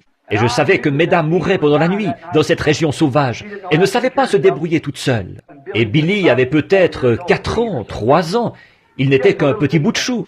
Et je me disais, qu'est-ce qu'ils vont faire? Eh bien, je suis monté jusqu'à un endroit. Il y avait un tapis de mousse. Je me suis dit, je suis sur un terrain plat quelque part et je ne vois rien. C'est tout brumeux. Là, je tournais en rond. En temps normal, j'aurais trouvé un endroit où m'arrêter, si j'avais été avec quelqu'un. Je me serais arrêté, j'aurais attendu que la tempête soit passée, un jour ou deux, ensuite je serais ressorti. Je me serais dépecé un morceau de cerf, avec ça sur le dos, je serais allé m'enfermer, j'aurais mangé, et je n'y aurais plus pensé. Mais on ne peut pas faire ça quand on a sa femme et son bébé là-bas dans les bois en train de périr. Alors je me suis mis à réfléchir, qu'est-ce que je peux faire? Alors j'ai continué à avancer un peu. Je me suis dit, attends un peu. Quand j'ai traversé la première vallée, j'avais le vent de face, donc j'ai dû venir de cette direction-ci. Forcément que je suis venu de cette direction-ci. Je m'étais enfoncé dans la forêt des géants, mais je ne savais pas où j'étais. J'ai dit, oh, j'ai commencé à m'énerver. Je me suis dit, attends un instant, Bill, tu n'es pas perdu. J'essayais de bluffer. On ne peut pas bluffer. Non, non. Cette conscience à l'intérieur, elle vous dit que vous avez tort. Oh, vous essayez de dire, oh, je suis sauvé, je vais à l'église. Ne vous en faites pas. Attendez un peu d'être sur votre lit de mort. Vous saurez qu'il en est autrement. Votre conscience vous le dit. Quelque chose à l'intérieur de vous vous dit que vous avez tort. Voyez? Vous savez que si vous mouriez, vous ne pourriez pas aller à la rencontre d'un Dieu saint. Comme nous l'avons vu hier soir, même les saints anges doivent se voiler le visage pour se tenir devant lui. Comment pourrez-vous vous tenir là sans avoir le sang de Jésus-Christ pour vous voiler? Je me disais, oh, je vais y arriver.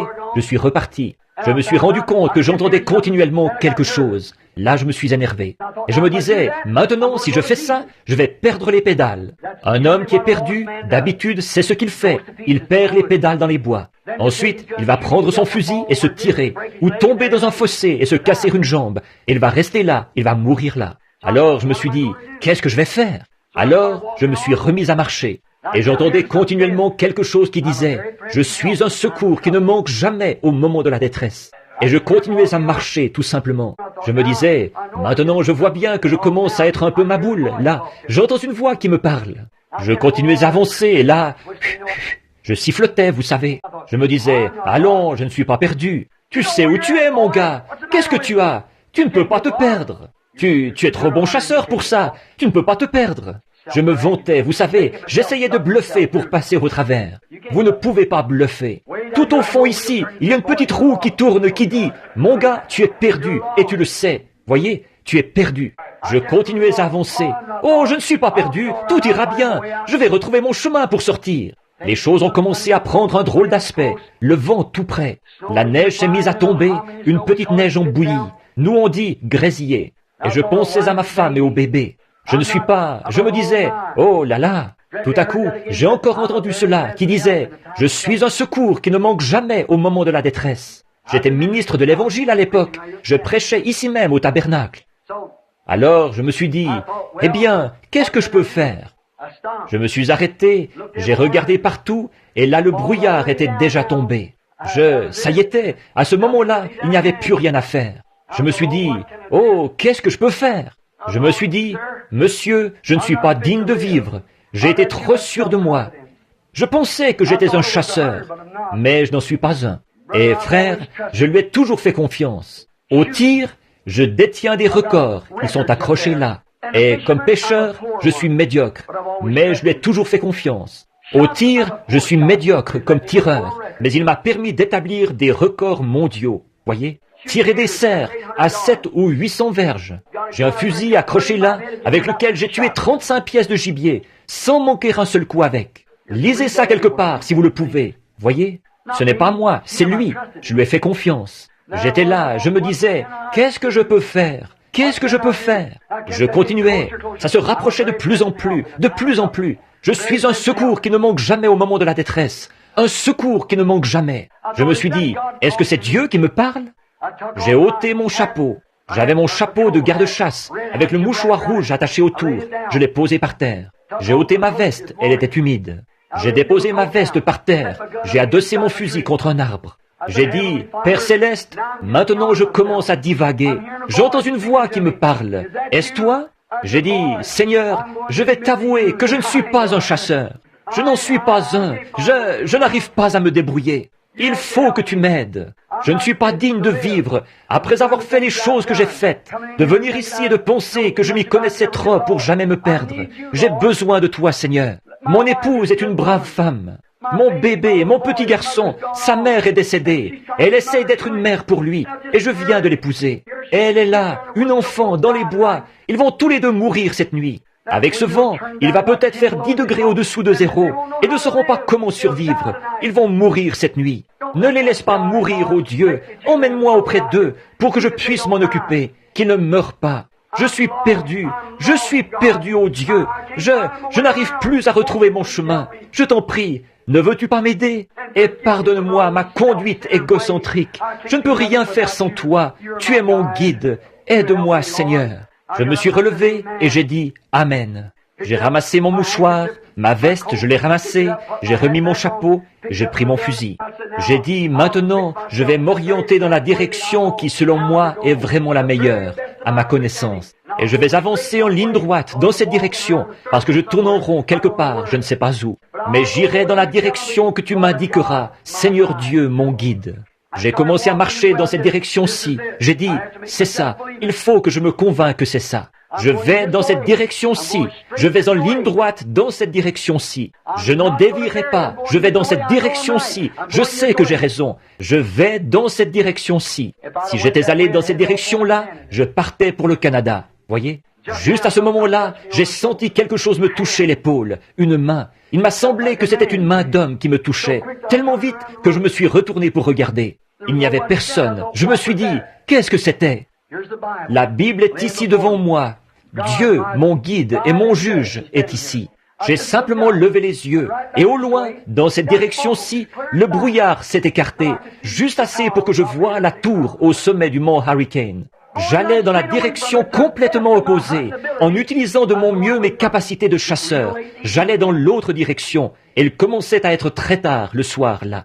Je me suis retourné en vitesse, en m'orientant comme ceci. J'ai pris mon chapeau et j'ai levé les mains. J'ai dit, guide-moi jusqu'au bout, ô Dieu, tu es mon guide. Je me suis mis en route. Il m'a fallu gravir des escarpements et tout pour me rendre là-bas. Il se faisait de plus en plus tard. Ensuite, la nuit est tombée. Les cerfs bondissaient devant moi et tout. Je n'avais rien d'autre dans la tête que de rester dans cette direction en montant vers cette montagne. Et je savais que si je pouvais arriver jusqu'à la tour, M. Denton et moi, je l'avais aidé à installer la ligne ce printemps-là. Nous avions fixé le fil du téléphone à partir du mont Hurricane jusqu'en bas, sur une distance de peut-être 3 000 et demi ou 4 000 jusqu'au camp.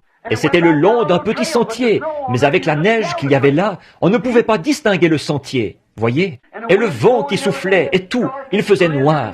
Et avec ce blizzard et tout ça qui se déroulait, on ne pouvait pas savoir où on était. Eh bien, la seule chose à faire pour moi, après que la nuit a été tombée, et je ne savais pas, je savais que j'allais dans une direction, et tout droit sur la montagne.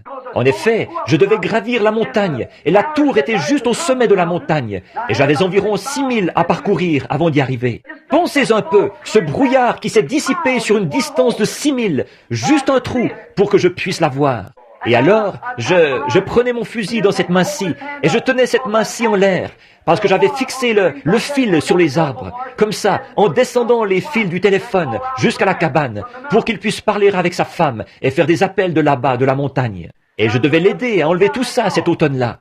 Je tenais ma main en l'air, comme ceci, je disais, « Oh Dieu, laisse-moi toucher cette ligne !» Je marchais et mon bras me faisait tellement mal. La fatigue, j'avais de la peine à le tenir en l'air. J'étais obligé de le redescendre. Je changeais mon fusil de main. Je le tenais avec celle-là. Je reculais de quelques pas pour être bien sûr de ne pas l'avoir manqué. Ensuite, je levais la main et je me remettais à marcher. Et je marchais. Il se faisait tard, il faisait nuit. Le vent soufflait. Oh, j'attrapais une branche. Je disais, c'est ça. Non, ce n'est pas ça. Oh, ça rendait. Il ne faut pas que ça rende un son confus. Au bout d'un certain temps, au moment où j'étais presque sur le point d'abandonner, ma main a touché quelque chose. Oh là là! J'avais été retrouvé, moi qui étais perdu. J'ai tenu ce fil. J'ai laissé tomber mon fusil par terre. J'ai ôté mon chapeau et je me suis tenu là. J'ai dit, oh Dieu, quel bien cela fait d'être retrouvé quand on était perdu. J'ai dit, ce fil, d'ici jusqu'au bout, je ne le lâcherai jamais. Je vais m'accrocher à ce fil. Il me guidera tout droit à l'endroit où se trouve tout ce que je chéris sur cette terre, là-bas. Ma femme et mon bébé, paniqués, ils ne savent pas où je suis, ils ne savent pas faire du feu, ils ne savent pas quoi faire, et le vent qui souffle, les branches qui craquent et qui tombent des arbres. Jamais je ne me serais risqué à lâcher ce fil. J'ai tenu ce fil jusqu'à ce qu'il m'ait guidé vers tout ce que je chérissais sur cette terre. Ça a été une expérience horrible et une expérience glorieuse de retrouver mon chemin. Mais ce n'est pas la moitié de l'histoire. Un jour, j'étais perdu dans le péché. J'allais d'une église à l'autre. J'essayais de trouver quelque chose. Je suis allé chez les adventistes du 7e jour. Ils m'ont dit, observe le sabbat, arrête de manger de la viande. Je suis allé à l'église baptiste, à la première église baptiste. Il a dit, tu n'as qu'à te lever et à leur dire que tu crois que Jésus-Christ est le Fils de Dieu, et je vais te baptiser, c'est tout. Il n'y a rien eu. Mais un jour, dans un petit hangar à charbon, j'ai levé les mains en l'air. J'ai saisi quelque chose. Ou je vais le dire comme ceci, quelque chose m'a saisi. C'était une corde de sauvetage, le guide. Et il m'a conduit en sûreté jusqu'ici. Je n'enlèverai pas ma main de ce fil. Je tiens mes mains levées vers lui. Que les credos et les dénominations fassent ce qu'ils voudront. Moi, je m'accroche au guide. En effet, tout ce qui a jamais été sur cette terre, et tout ce qu'il y a au ciel, et qui m'a jamais été précieux, se trouve au bout de cette corde. Il m'a conduit en toute sécurité jusqu'à présent. Je vais lui faire confiance pour le reste du chemin. Quand lui, le Saint-Esprit, sera venu, il vous guidera et vous conduira dans toute la... Mes amis, c'est ce qui m'a amené à être où j'en suis aujourd'hui. C'est ce qui a fait de moi ce que je suis. C'est avec joie que je vous le présenterai. C'est le seul guide que je connaisse sur cette terre et là-haut. Il est mon guide quand je vais à la chasse. Il est mon guide quand je vais à la pêche. Il est mon guide quand je parle à quelqu'un. Il est mon guide quand je prêche. Il est mon guide quand je dors. Et quand viendra le moment de ma mort, il se tiendra là, au bord du fleuve. Il me guidera pour traverser de l'autre côté. Je ne craindrai aucun mal, car tu es avec moi. Ta houlette et ton bâton, ils me corrigeront et ils me guideront jusqu'à l'autre côté du fleuve. Prions.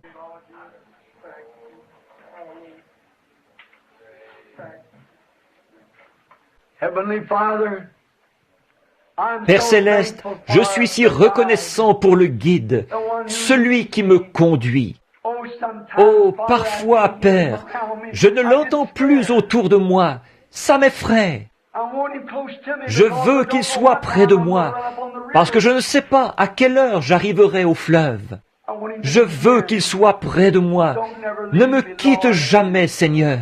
Je ne peux pas parler, je ne peux pas prêcher, je ne peux pas chasser dans les bois, je ne peux pas pêcher sur la rive, je ne peux pas conduire ma voiture. Sans toi, je ne peux rien faire. Tu es mon guide. Comme je suis heureux de dire à cette assemblée ce soir que c'est toi qui m'as guidé dans toutes ces choses, que c'est toi qui m'as amené là. L'autre jour, je pensais, il y a seulement quelques années, j'étais ici dans la rue, et parce que ma famille avait fait des choses qui n'étaient pas bien, personne ne voulait me parler. Je me sentais seul, j'avais soif de communion fraternelle, personne ne voulait rien avoir à faire avec moi. Il disait, son papa est contrebandier d'alcool. Aussi, Seigneur, je voyais que personne ne voulait me parler, et moi, j'aime les gens. Mais un jour, quand j'ai saisi cette corde, maintenant de penser, Seigneur, qu'il faut que je m'éclipse, que j'aille dans des régions sauvages pour me reposer un peu. Qu'est-ce qui a fait ça? Pas ma personnalité, pas mon instruction, je n'en ai pas. Mais c'était toi, Seigneur, toi, Seigneur. Tu m'as permis de frapper la cible en plein centre. Tu m'as fait attraper le gros poisson, parce que tu savais que c'était mon désir. Tu m'as donné des pères et des mères. Tu m'as donné des frères et des sœurs. Tu m'as donné la santé. Tu m'as donné une épouse. Tu m'as donné une famille. Tu es mon guide, Seigneur. Laisse-moi tenir ta main. Ne me laisse jamais la lâcher. Si une main est fatiguée, je changerai de main. Aide-moi, Seigneur. Et maintenant, puisse chaque personne qui est ici saisir cette même corde de sauvetage. Seigneur, le Saint-Esprit qui est notre vie, notre source de vie. Et puisse-t-il nous guider tous vers ce pays de bonheur, là-bas, où les peines de cette vie seront terminées et notre travail sur terre aura été achevé. Et à ce moment-là, il n'y aura plus de vieillesse, plus de gens faibles. Plus de nuits pénibles, plus de larmes et de prières, plus d'appels à l'autel. Mais là-bas, nous serons jeunes pour toujours. La maladie et le chagrin n'existeront plus. Il n'y aura plus de péché et nous vivrons dans la justice de Dieu pour tous les âges à venir, au long d'une éternité sans fin. Accorde-le, Père. Et maintenant, Père, s'il y a des gens ici ce soir qui n'ont encore jamais saisi cette corde de sauvetage, puisse-t-il la trouver tout de suite, et puisse le Saint-Esprit qui a guidé. Et je peux dire de tout mon cœur, avec ma main posée sur ta parole, il a toujours eu raison. Moi, j'ai souvent tort, mais lui, il a raison. Qu'il reste avec moi, Seigneur, que je reste avec lui, et que d'autres personnes ici, qui ne le connaissent pas ce soir, qu'ils saisissent sa main immuable pour pouvoir être guidés. Et un jour, nous arriverons au fleuve. Il y aura du brouillard ce matin-là aussi. La vieille mer mugira, le vieux Jourdain, les vagues déferleront, la mort étouffera la vie qui est en nous. Mais, ô Dieu, je n'aurai pas peur, j'ai réglé ça il y a longtemps. Je veux simplement ôter le casque, comme un combattant, me retourner et regarder le long du sentier pour voir jusqu'où m'a guidé cette corde. Voir toutes les régions sauvages que j'ai traversées, tous les endroits où poussaient des ronces et où étaient empilés des cailloux sur lesquels je me suis blessé, mais je tenais le fil. Comme tu l'as dit, le poète l'a dit, certains passent par les eaux et certains passent par les flots, certains passent par de dures épreuves, mais tous passent par le sang. Et je veux prendre ceci, la vieille épée ici, qui m'a protégé tout au long de la route, et la remettre dans son fourreau, m'écrier, « Père, envoie la barque ce matin, je rentre à la maison. » Tu seras là, Seigneur, tu l'as promis, tu ne peux pas faillir. Bénis tous ceux qui sont ici en ce moment. Et s'ils ne savent pas comment tenir cette corde et n'y ont jamais touché, puissent des mains saintes se lever maintenant, des mains qui le veulent, des mains qui le désirent, et qu'elles touchent cette corde de sauvetage qui les conduira vers ce que leur cœur désire, une paix et une satisfaction parfaite, le repos en Christ. Avec nos têtes inclinées, y aurait-il des mains qui voudraient se lever pour dire « Que ce soit moi, tiens ma main, oh, que Dieu vous bénisse !» Quand le chemin devient lugubre, précieux Seigneur, reste tout près. Quand la vie m'aura presque quitté, au bord du fleuve je me tiendrai, guide mes pas, tiens ma main. Prends ma main, précieux Seigneur, conduis-moi jusqu'au bout. Y aurait-il quelqu'un d'autre qui lèverait la main pour dire « Seigneur, je veux sentir d'une façon tangible la corde de sauvetage ce soir. Je veux sentir que Christ m'a pardonné mes péchés et je veux être une nouvelle créature à partir de cette heure. Que Dieu vous bénisse. » Y aurait-il quelqu'un d'autre qui dirait « Laisse-moi te toucher, Seigneur, laisse-moi me perdre. » Que Dieu vous bénisse, sœur. Laisse-moi me perdre et me retrouver, Seigneur, en toi. Que Dieu vous bénisse et que Dieu vous bénisse. C'est ça. Laisse-moi me perdre, Seigneur. Laisse-moi oublier. Que Dieu vous bénisse, frère. Laisse-moi, que Dieu vous bénisse, sœur. Laisse-moi simplement perdre tout ce que j'ai comme connaissance. Que Dieu vous bénisse, sœur. Ne faites pas confiance aux échafaudages d'idées humaines. Suivez le guide. Il vous guidera dans toute la vérité. Conduis-moi, Seigneur Jésus, conduis-moi.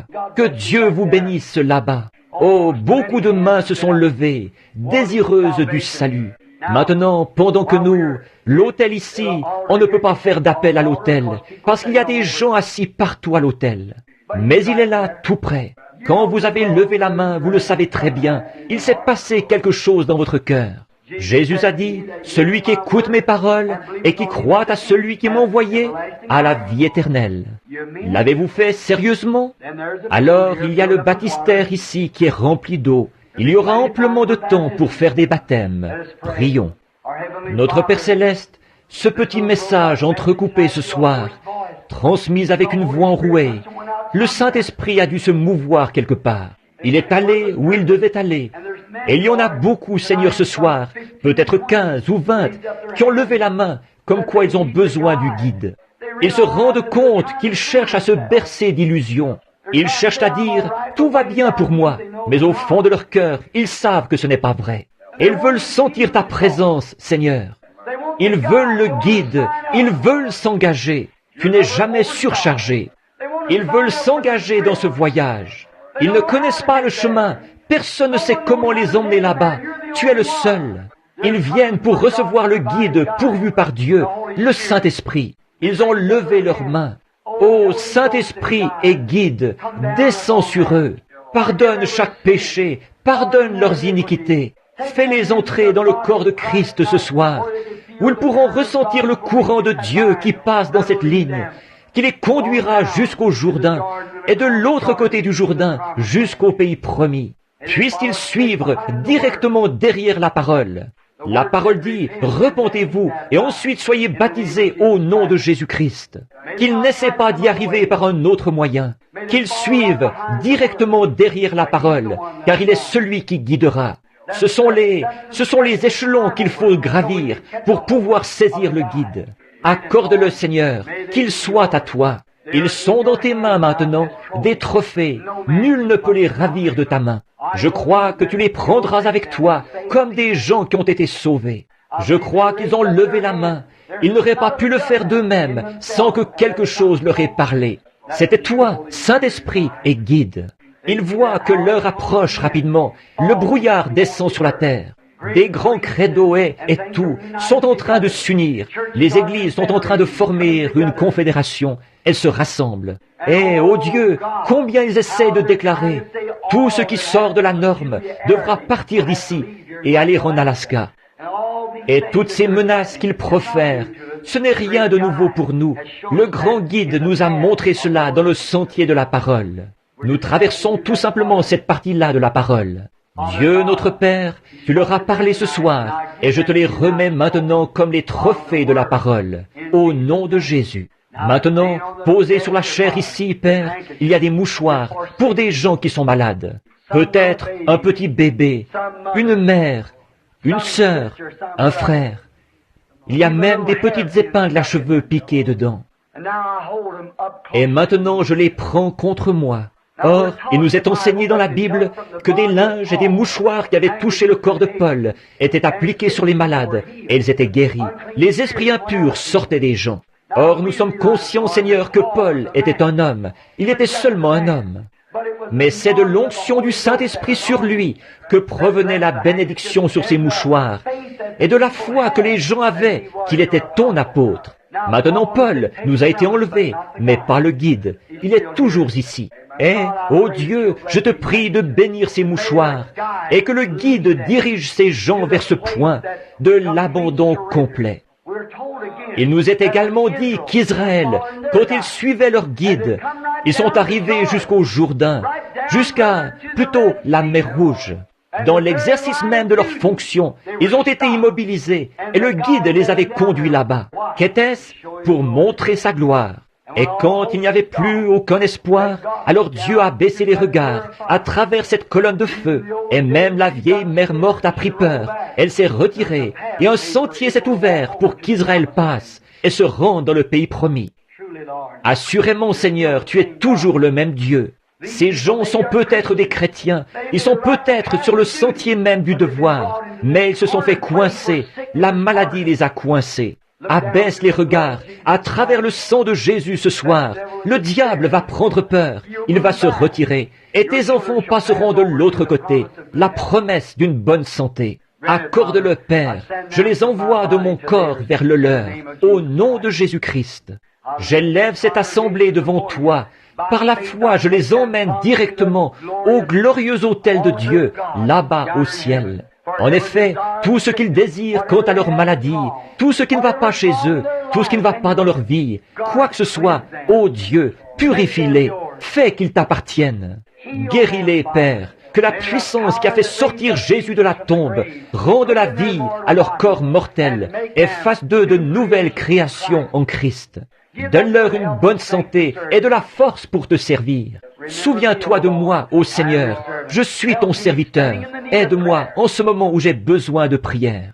Et je prie le Saint-Esprit de nous guider, de nous utiliser et de nous conduire jusqu'au jour où nous verrons Jésus-Christ face à sa glorieuse venue, quand nous le rencontrerons dans les airs à l'enlèvement. C'est au nom de Christ que nous le demandons. Amen.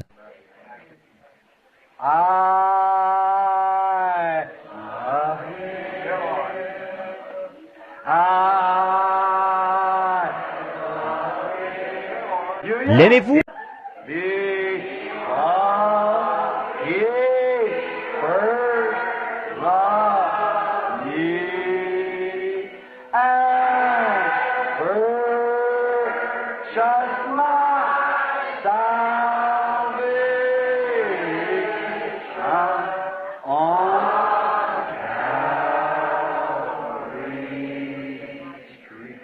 Maintenant, si vous ne vous aimez pas entre vous, ceux que vous avez vus, comment ferez-vous pour l'aimer, lui que vous n'avez pas vu? Maintenant, pendant que nous chantons « Je l'aime », donnons à la personne voisine de nous une chaleureuse poignée de main remplie d'amour.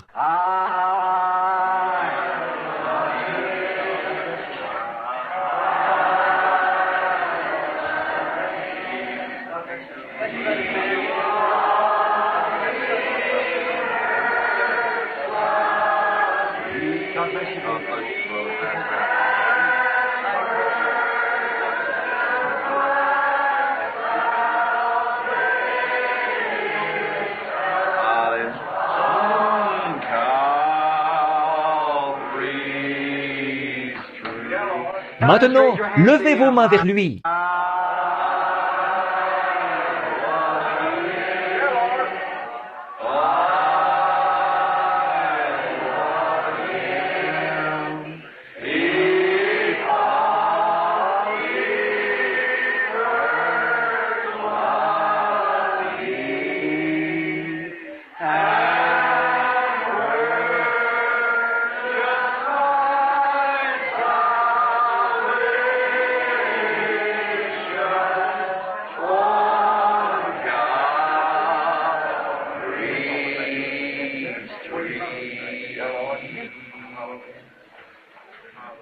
Un bon chant. Est-ce que vous aimeriez en entendre un?